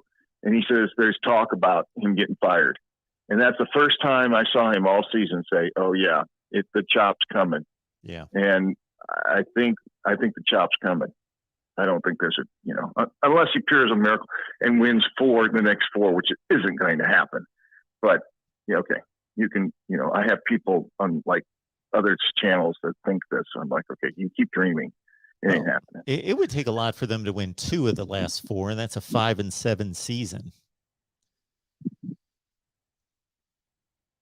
Okay. So, yeah. All right, Alan. Yeah. Well, I appreciate the call. Appreciate it, brother. Yeah, thank you. No problem. We'll talk to you later. All right, bye-bye. Bye-bye. All right. Yeah, Nebraska in bad shape, 3-5, all those close losses. But at some point, you got to say there needs to be a transition between, like, in 2018, Frost takes over, goes 0-6. Okay, it's his first year, whatever. It's not great, but 0-6. Then down the stretch, they go 4-2, and their 2 losses are to the number 3 team in the country, Ohio State, who's going to go to the Big Ten championship, win the Rose Bowl, and finish number 3. So, and they lose by 1 score in Columbus. Then they lose on the last play of the game to Iowa, who I believe won the Holiday Bowl, finished 10-3, top 15 team in the country. So that's marked improvement. You go 4-2, and those are your 2 losses after going 0-6. You can look at those and be like, you can take something from those losses and be like, wow, played Ohio State down to the wire. We played Iowa to the last play of the game. And you get excited about those losses. You don't like to lose, but you get excited about those. Well, that was in 2018. 3 years later, they're still continuing to lose those kind of games and to even lesser opponents over and over. At some point, you got to beat somebody. And Scott Frost's best win at Nebraska is against Minnesota, a 7-6 Minnesota team, his first year. And that is even a disclaimer because that Minnesota team started 2-6, got off to a rough start. And then they turned into a different team, won their last 5 plus a bowl game, finished 7-6. So they beat them when they were bad. So that's his best win. All right, not good enough. We'll be back here tomorrow night, as you guys all know, after the primetime game. So 11:30 right here at the Voice of College Football. And we've got post-game shows all over the place. So just hit the bell for the notifications to know when we go live. Everybody that we've got team channels for, we will have post-game shows tomorrow. That means after Alabama, Tennessee, Texas A&M, South Carolina, Ohio State, Indiana, Michigan, Northwestern, Virginia Tech, Syracuse, Florida State, UMass. Got to catch that post game, huh? Florida State and UMass. Oklahoma, Kansas. Whoever else is playing. Yes, we've got it locked in here. The Voice of College Football, Penn State, Illinois, on the main channel plus the team channel. So catch our post game. And again, Venmo, PayPal, and Cash App. If you would like to contribute, just search Mark Rogers TV. We will see you tomorrow. Thank you, everyone.